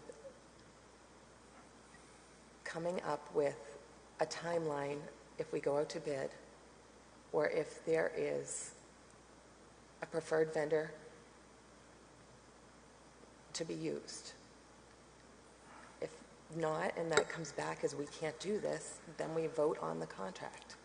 I just need you to clearly state the motion. You know what, Erin, No, it's not my fault. I just need them to know what they're voting on. So just, I would say that what I'm hearing you say is that you'd like the administration to present to the school committee a timeline for being able to put out an RFP for services, like psychologist services for the district. And then what was the second part? So present a timeline. I just want to make sure I don't. Present a timeline or other option, and then if that's not amenable, then we'll vote, yes? Or to see if there's a preferred vendor. See if there's a preferred vendor off the MPA. Or check the MPA list, Yeah. thank you. Okay, so to present to the school committee a timeline for an RFP and present possible choices from the MPA list. Is that your motion? Okay. Do you have a second? I'll second that. Okay. Okay, so we have the motion and we have the second, which I think already had, but we have the clarification on the motion. Further discussion? Tom, did you get that for what the motion is? Okay. Is there a timeline for this motion? I know we made the motion, we restated it, but are we saying, can you get this to us in a week, 2 weeks? Are we going to give them definite direction? How long do they need, I guess? How about relative to the timeline, if we can go off the MPA list, the timeline is going to be much shorter. So let us check the list. If there are validated, vendors on that list, then we'll send out a memo to you with a timeline versus sending out an RFP, which is going to take much longer. I know, but I think the question is whether or not we can even go out for what would that timeline look like? Like, we couldn't go out until August 15th. What would that timeline look like? That's what Yeah, I would say you've got to send out an RFP a minimum of 2 weeks. A minimum of 2 weeks, 10 days, 10 business days. So I think what Mr. Case is looking for is, does Ms. Hoskins want to amend the motion to include a due by date? So you requested a timeline and whether or not there are MP options. I think what Rob is asking is do you want to set a deadline for that request? Did I get that right, Rob? That's why he asked the administration Yeah. what they would need. Yeah, but then Frank answered the larger question, which is the greater timeline, and so I guess, how long would they need to collect information? Okay. Mike, just a timeline for getting us back this information, not for actually going out for RFP.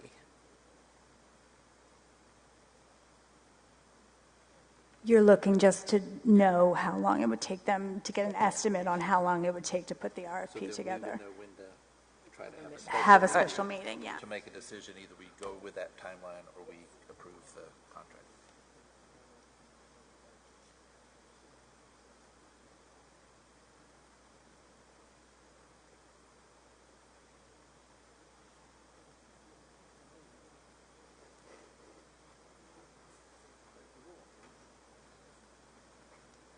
July 14th.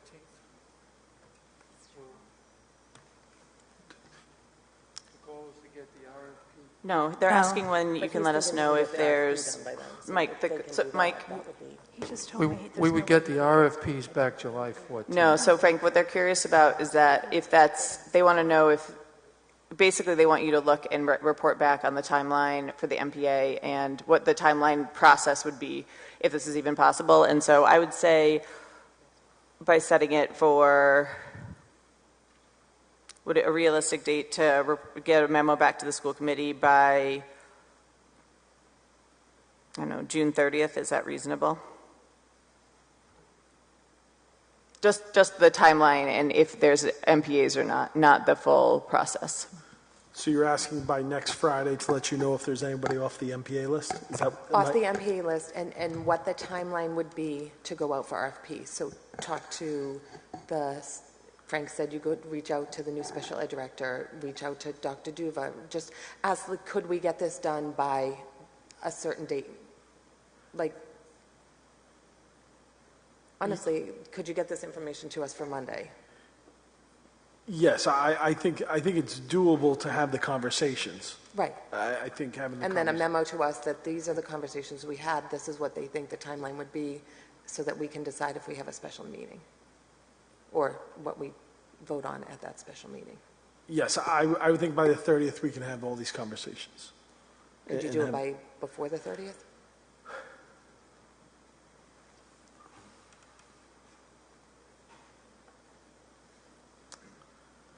I just don't know everyone else's availability.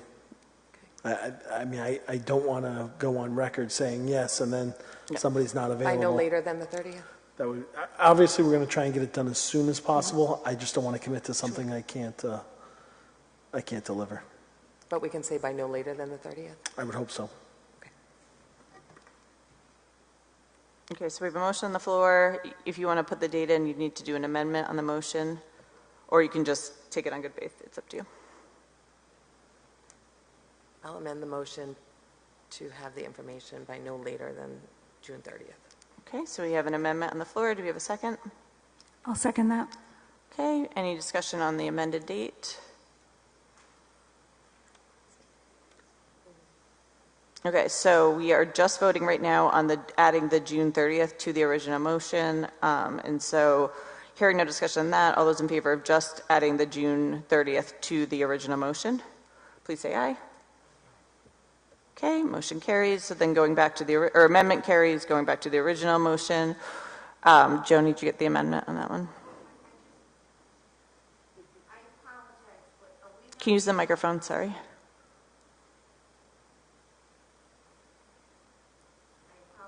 But we tabled this, and then we're discussing again. So then we made a second motion. Yep, so I got it. So we tabled Can we the do ESS that contract. after a table? Okay, okay. So we're still under this agenda item, and so the contract got tabled, but there was another motion that Jenny made, and then Jen had seconded, and so that was the original motion, and then we just made an amendment to that motion to add a due date for the timeline and possible choices for MPA to be sent to the school committee by June 30th. Clear. Okay. Okay, so we're back to the original motion. Further discussion? Okay, hearing none, I'll call the question. All those in favor, please say aye. Okay, all those opposed? Any abstentions? Motion carries. Okay, moving on to item H. It's Perkins Eastman cost proposal. Do we have a motion? I'll make a motion for discussion. Do we have a second? Second. Okay, so motion for myself. I'll take a second for Mr. Bridie, and we'll open it up to discussion. And so we put this item on as we wanted to come back and have a conversation regarding the Perkins Eastman cost proposal, which we had partially approved funding for at our last meeting, and then we had gone to the town council to talk to them about kind of the situation, possible funding sources, et cetera. There had been some information presented by our Director of Finance to the Town Council that had not been officially presented here. We do have folks from the Building Administration and our OPM here to answer any questions regarding the information presented in the packet. There's no decisions or action that needs to be taken today, though. One clarification I just wanted to have, since the OPM and the folks from the building subcommittee are here. I know we have a meeting tomorrow, but just wanted to get some clarification on the timeline. I know there's been some things with the state, and so just wanted to clarify that we're still on the September 15th deadline for our stage 1. Can somebody from the administration or folks? Stage 2, excuse me, yes, sorry. We were talking about stage 1 for so long. Yes, stage 2, and also received some very exciting news this week, in addition to the news that we received last week about the date for us having to have a construction contract signed being delayed until June 24th. Days are all blending together at this point. I don't know if it was yesterday or today. We received that one of the legislative changes increases the amount of bonuses that NK is eligible to. From 17.5% to the full 20%. So we'll go from a 35% community up to, if we hit all 4 bonuses, up to 55%. Now, 2.5% doesn't sound that great, but 2.5% of 167 million is 4.2 million, I believe. So that is exciting news. Great, thank you so much. And again, though, that is timeline-wise by the June 24th, and so that would be contingent on the bond passing this year. Correct. Other questions or things on the items in this packet? Okay, and I just did want to put on the administrative, on the building subcommittee's radar as well as the administration's radar. I definitely think over the summer some need for some public forums, and so if we could get those dates set, I think that would be really helpful for the community members in Knesset, as well as just general community members to be able to understand the project and understand why the decisions were being made. We're definitely getting some inquiries from constituents, and I think it's important that we put out some dates for that. And so just wanted to pass that along so that we can get those on your radar for tomorrow's meeting. So that is an agenda item for tomorrow, as well as one of the items, it's tough to have a public forum when we don't have information to share back. So I think one of the things we have to balance is we've got a number of studies that are ongoing right now, and those tend to be what a lot of our questions are surrounding, as well as we have additional geotechnical studies taking place this summer. So it's finding the balance of getting information out there, but also receiving information back so we can say, no, a geotechnical engineer reviewed the site and said X, Y, and Z, or an environmentalist reviewed the site, and these are their findings. I'll continue to say that we've got the middle school project webpage linked right off of our main page, and that's where all official information will go. We're not going to put up their thoughts and feelings. We're going to put up their facts. So any reports that we receive, any presentations tomorrow night, there'll be at least one, possibly two presentations, although they may end up getting combined into one. That presentation will be uploaded onto the webpage for people to go back and view, even if you can't view it off of the recorded version. Okay, thank you. Any other discussion on this item? I would just also say that there's also the additional timeline that I think people are looking for is district decisions that would be affected by having a new school, and when are we expecting to have those conversations? Because I know we're on a condensed timeline and it's kind of jumbled up in what would normally happen, so people are also looking forward to some of those questions. And so it's kind of like a dual timeline. There's the project timeline, but there's also the district timeline of when we need to have these conversations and when do we expect. And I think if we can just communicate some of that, of what the district needs to hear before we can start those or begin those conversations, would be helpful. So. And with the addition of Dr. Duva, Dr. Santa coming on board, that's a timeline. We're not going to be able to have some of these conversations until they're on board, and they are intense, forward thinking. It's not something that we can do on day one and by day two have a decision. So it will take some time. Okay. And again, the cost proposal, we are going to circle back to this, but part of that has to do with the information that we were provided earlier regarding, kind of what our fund balance will be, et cetera, because we do need to determine kind of where that additional funding will be coming from, and that did get tabled as well, or did not get voted on at the town level either, and so we will be returning to the town council to have those further discussions about funding the remainder of this cost proposal. Any other discussion on this item?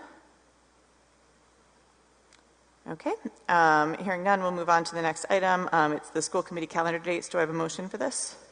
I'll make a motion to discuss. Okay, we have a motion to discuss. Do I have a second? Second. Okay, and we'll open it up for discussion. It came to our attention after we had set these dates that maybe based on the school calendar, et cetera, that some of them might not make sense anymore, and so we wanted to circle back and try to adjust them now so that we can set the calendar so that folks can plan. And so what are the dates of concern? So I had 3 dates that I wanted to question, but my first question that I wanted to address was that I noticed that the header still says that the meetings are at Romano Vineyard Way unless otherwise noted. And I know we've all kind of mentioned at one point or the other that we would prefer not to be meeting up on a stage like this. So since it says that we're going to be meeting there, do we want to Yeah, that was intentional. That's with intent. Okay. I asked them to list it like that, and we would only move to the high school.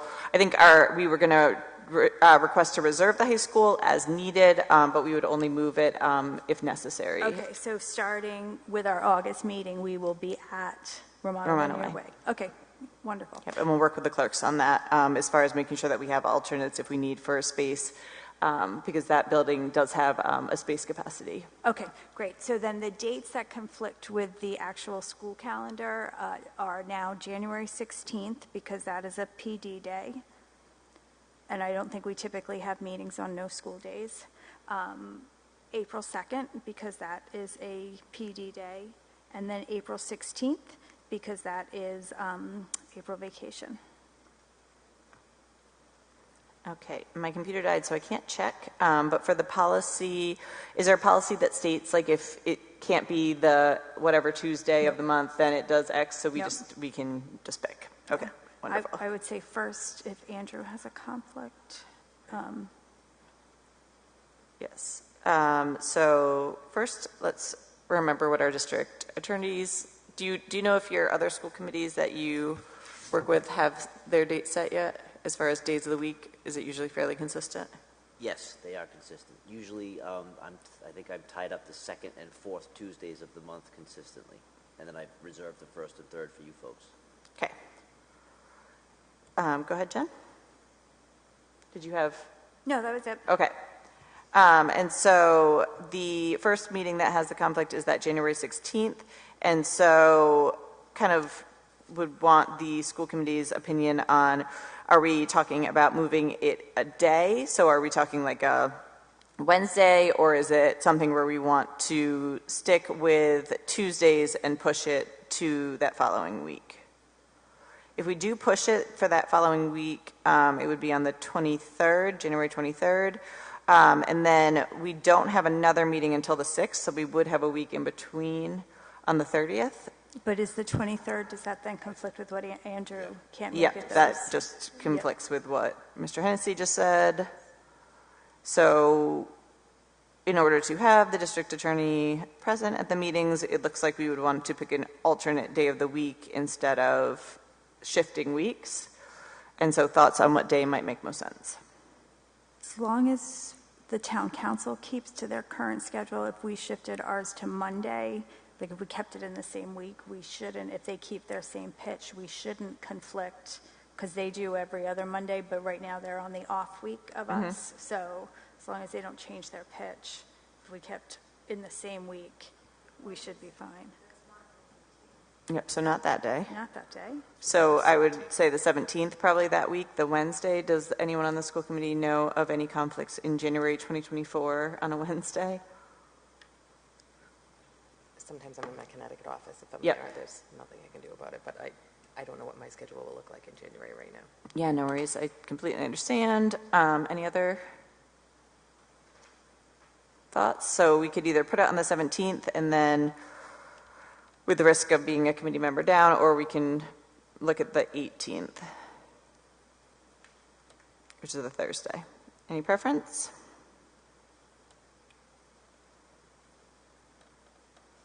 I think the 18th is fine. It doesn't matter. If it's a Wednesday or Thursday, I don't think, unless the administration has a preference. Does the administration, that Mike, I think you're the, Joe, any preference here? None. Let me just look Andrew, up, can you do a Thursday night? Andrew? I'm fine either way, Madam Chair. Let me just check, when my work semester, no, that's not gonna work. Thursdays are traditionally not, amenable for me, but I don't know when the semester starts, so. Should we go with the 17th with, if Jenny doesn't quite? Yeah, that's fine. Okay, all right, let's go with January 17th for that one, because I think that I will not be available that Thursday. So January 17th, and then for the April dates, suggestions or thoughts? It's a long month, which January was too, interesting.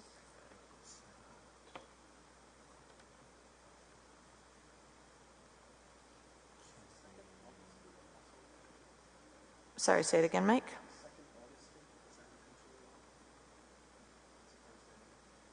Of the 23 schedule, August 15th? Yep. I guess Mike was asking if that was intentional. I believe we had some discussion regarding why that needed to be that way, Mike. Frank, do you do this in North Providence with your calendar? Which one is? I would say April. I would say maybe the 1st, and then, Yeah, I would go with April 1st. and then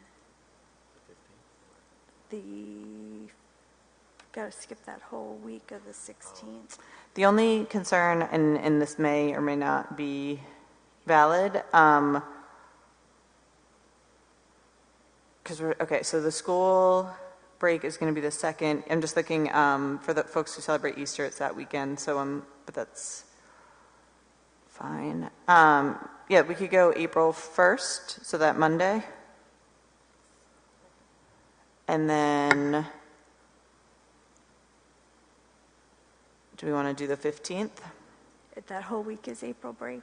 Oh, that whole week is April break. Never Yeah. mind. Ignore that. Can I ask a question on April? Yes, please. It says budget hearing, joint budget hearing with town council date TBD, and I don't know the cadence yet, but would that potentially be a Monday in April?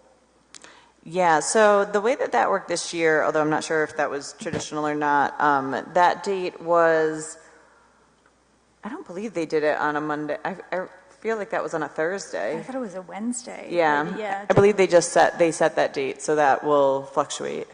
Okay, as long as, I just didn't want you guys to schedule it. Yeah, it's or a very yeah. valid question, and we can definitely check in with the town council to see if they have set their schedule yet. I would say if we're going March 19th, so I'm just looking, we'll meet on the 19th, we would not meet on the week of the 26th. I would say we would want to go,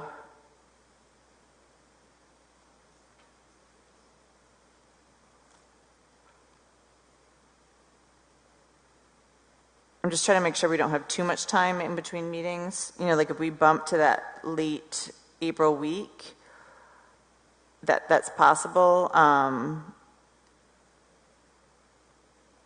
We still have a week between. So do we go April 23rd?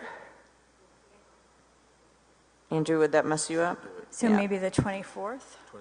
22nd or 24th? Are we going to run into this? Yep, so not that. Yeah, I would go with April 24th for that 16th date.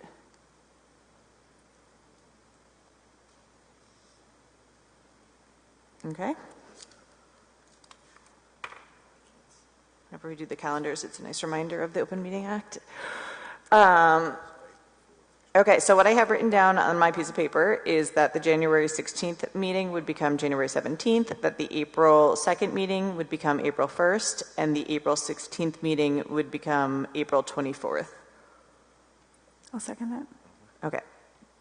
So that was my motion. Jen seconded it. Further discussion on adjusting the school committee meeting calendar to those dates as proposed.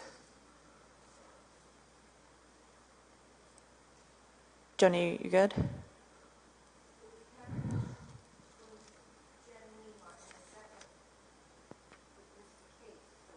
Oh, okay. No, that was just a motion to discuss. Yeah, we did need a motion. Yep, so I'm making a motion to approve the school committee meeting calendar with those dates adjusted. And then I had a new second, so that other one was just to discuss. No worries. Nope, we're good. Yep, we're good.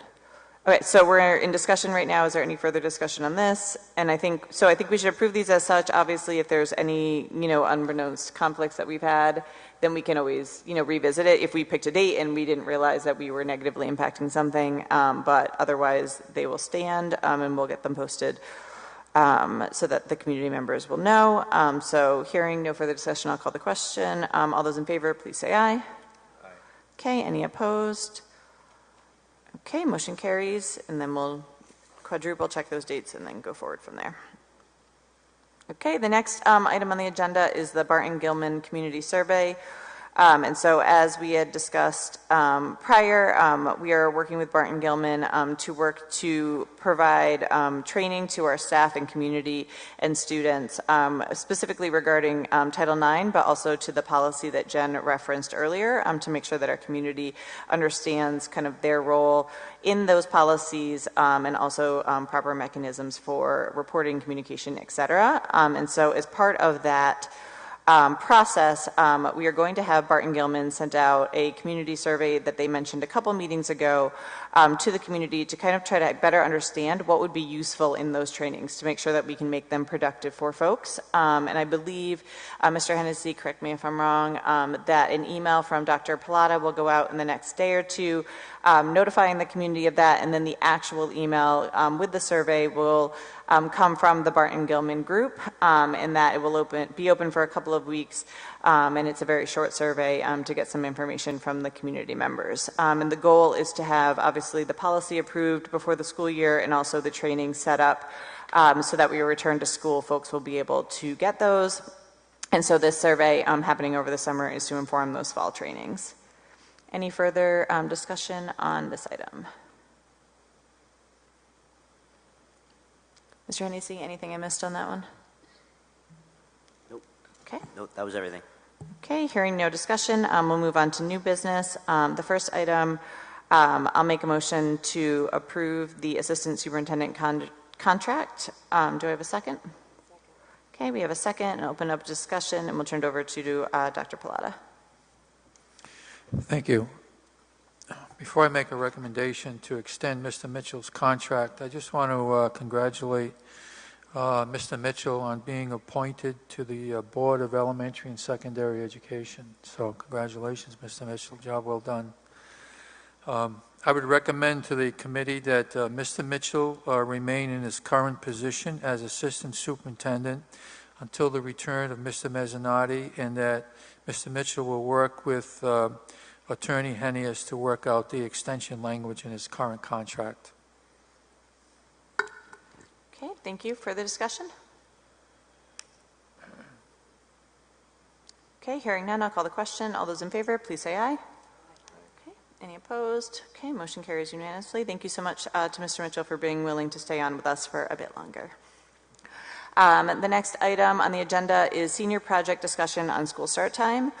So I'll make a motion for discussion for this item. Do I have a second? Second. Okay, we have a second from Mr. Case, and we'll open it up. So as many students do, they send the school committee lots of emails, which we really appreciate, on concerns and questions that they have. One that we received was in regards to school start time, and they had asked that the school committee put this on an agenda and discuss it. And so we just put it on today to have kind of a preliminary discussion. I know this is something that's been brought up over the years, but definitely something that we want to look at kind of going forward and see what we can do to perhaps adjust some of the school start times. And so I'll open it up for discussion with the committee. I do know the history of the busing and the school start times was that the school committee was level funded for a while, and they ended up cutting buses as part of it, which is why our fleet was short, which is how the start times ended up the way they are.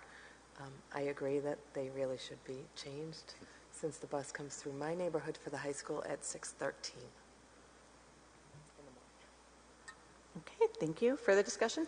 This is another one of those perennial democracy and senior project night projects. There are always several of these.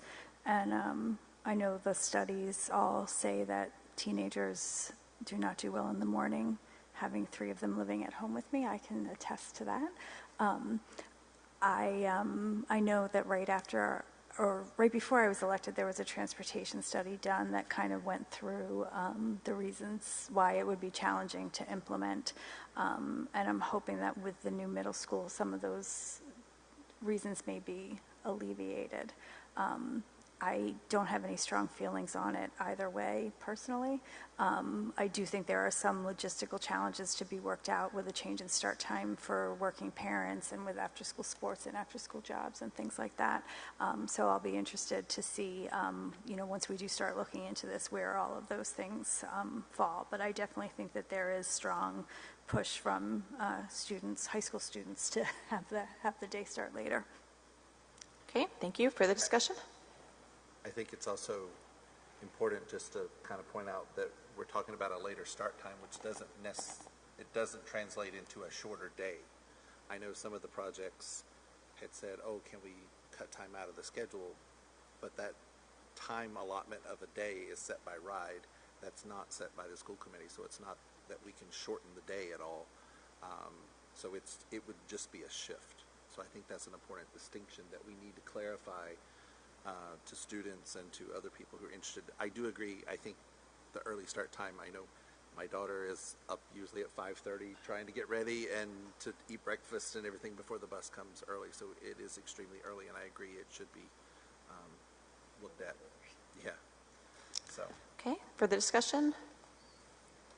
Yeah, I would just add, I think, to Ms. Lima's point, one of the things that I think is so important is that with the new middle school, there are some opportunities to have impact on all students in the district, and I think transportation could be one of them. So definitely with the studies and the different conversations that you all are having, Mr. Waterman, just taking that into consideration as we're talking about, how we'll get students to the middle school, and then also potential impacts on the other schools. I would also say, a different issue for school start times is the difference in school start times for the elementary schools. We have some starting at one time, some starting at another time, and I do believe that causes the community some challenges as well. So I think definitely having the new administration take a look at this kind of going forward, short term and then long term, I think will be very important. And I know it's been looked at a bunch of times, but I do think it's important to continue to bring up, especially within a new administration and potential new building, to keep it on the forefront of the conversation as it is important and goes to the welfare of our students.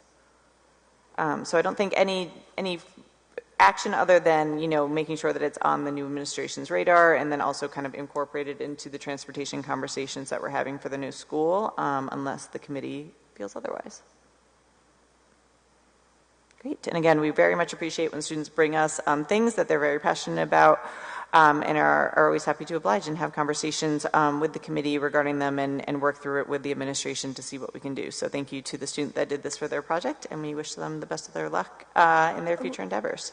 One thing, and this kind of just ties into what you said about the transportation study. I don't know if this is the right thing, but somebody had brought up a question about the transportation study that we were doing for the new school and the timing of it. Mike, I don't know if you're listening, about how the fact that the high school students had already been done school when we started it, and hopeful that we were going to do another one in September when high school students were back in school. I just wanted to throw that out there while that was jogged in my memory. The transportation study focused on Wickford Middle School, Davisville Middle School, as well as the Quinnesset site.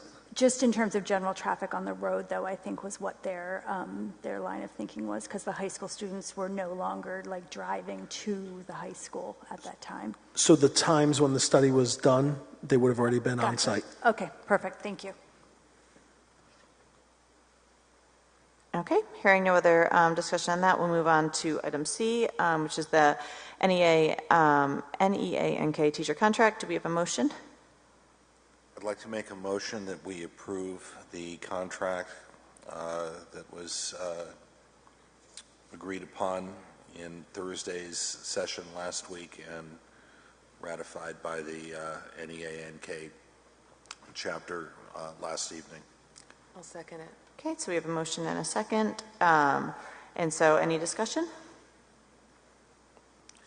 I just wanted to echo what the comment that was made during the public comments, that we are also very grateful to have reached an agreement with the teachers union regarding a 3-year contract to be able to go into the new school year with the contract is a huge accomplishment, and kudos to their negotiation team on really prioritizing and doing a wonderful job in our conversations with them. And I also look forward to kind of the future work with that union. And so just very much echo those sentiments that were said earlier. Yep, Tom?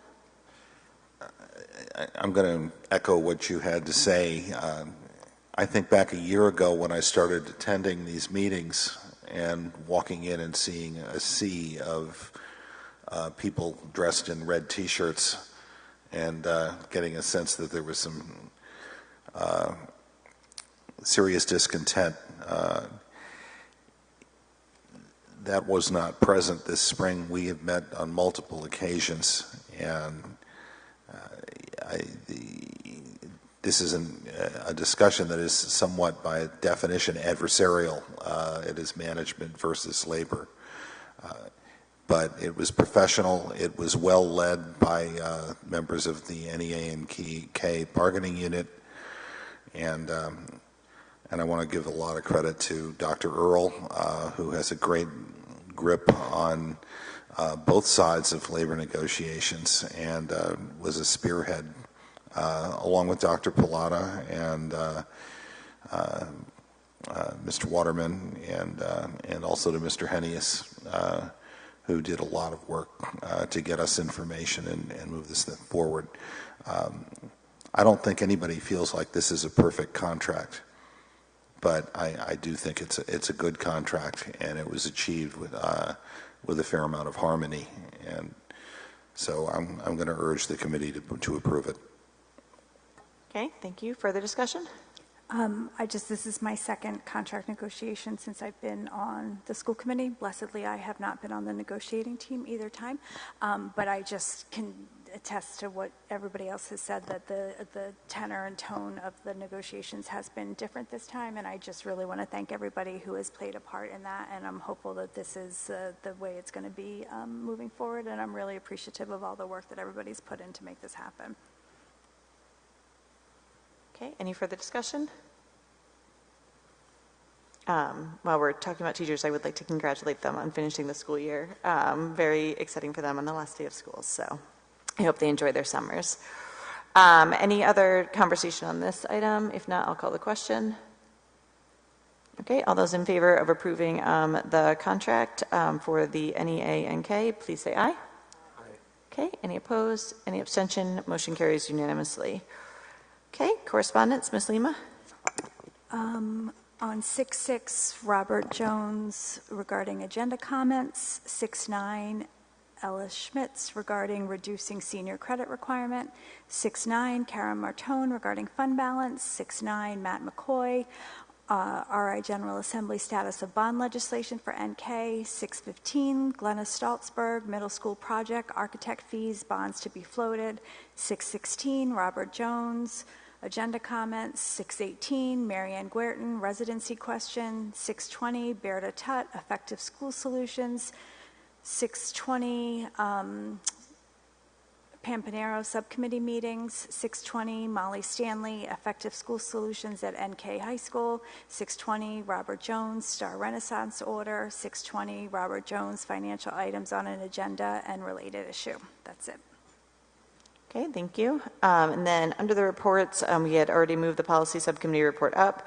I will make a note that we are aware that we have 2 subcommittee meetings in time conflict, and that going forward, we're going to work with the clerks to try to ensure that that doesn't happen, because our intent is to make sure that any community member that wants to attend the different subcommittees are able to do so. And we do acknowledge that by booking them at the same time, that is very difficult, although we will record those meetings, and it also can take public comment in advance of those if they want to send them to the subcommittee chairs. And again, thank you to all the work that the subcommittees are doing. And so hearing that we have reached the end of the agenda, I will take a motion to adjourn. So moved. Okay, do we have a second? Okay, thank you. So we have a motion and a second. All those in favor? Aye. Okay, motion is adjourned, or meeting is adjourned. Thank you.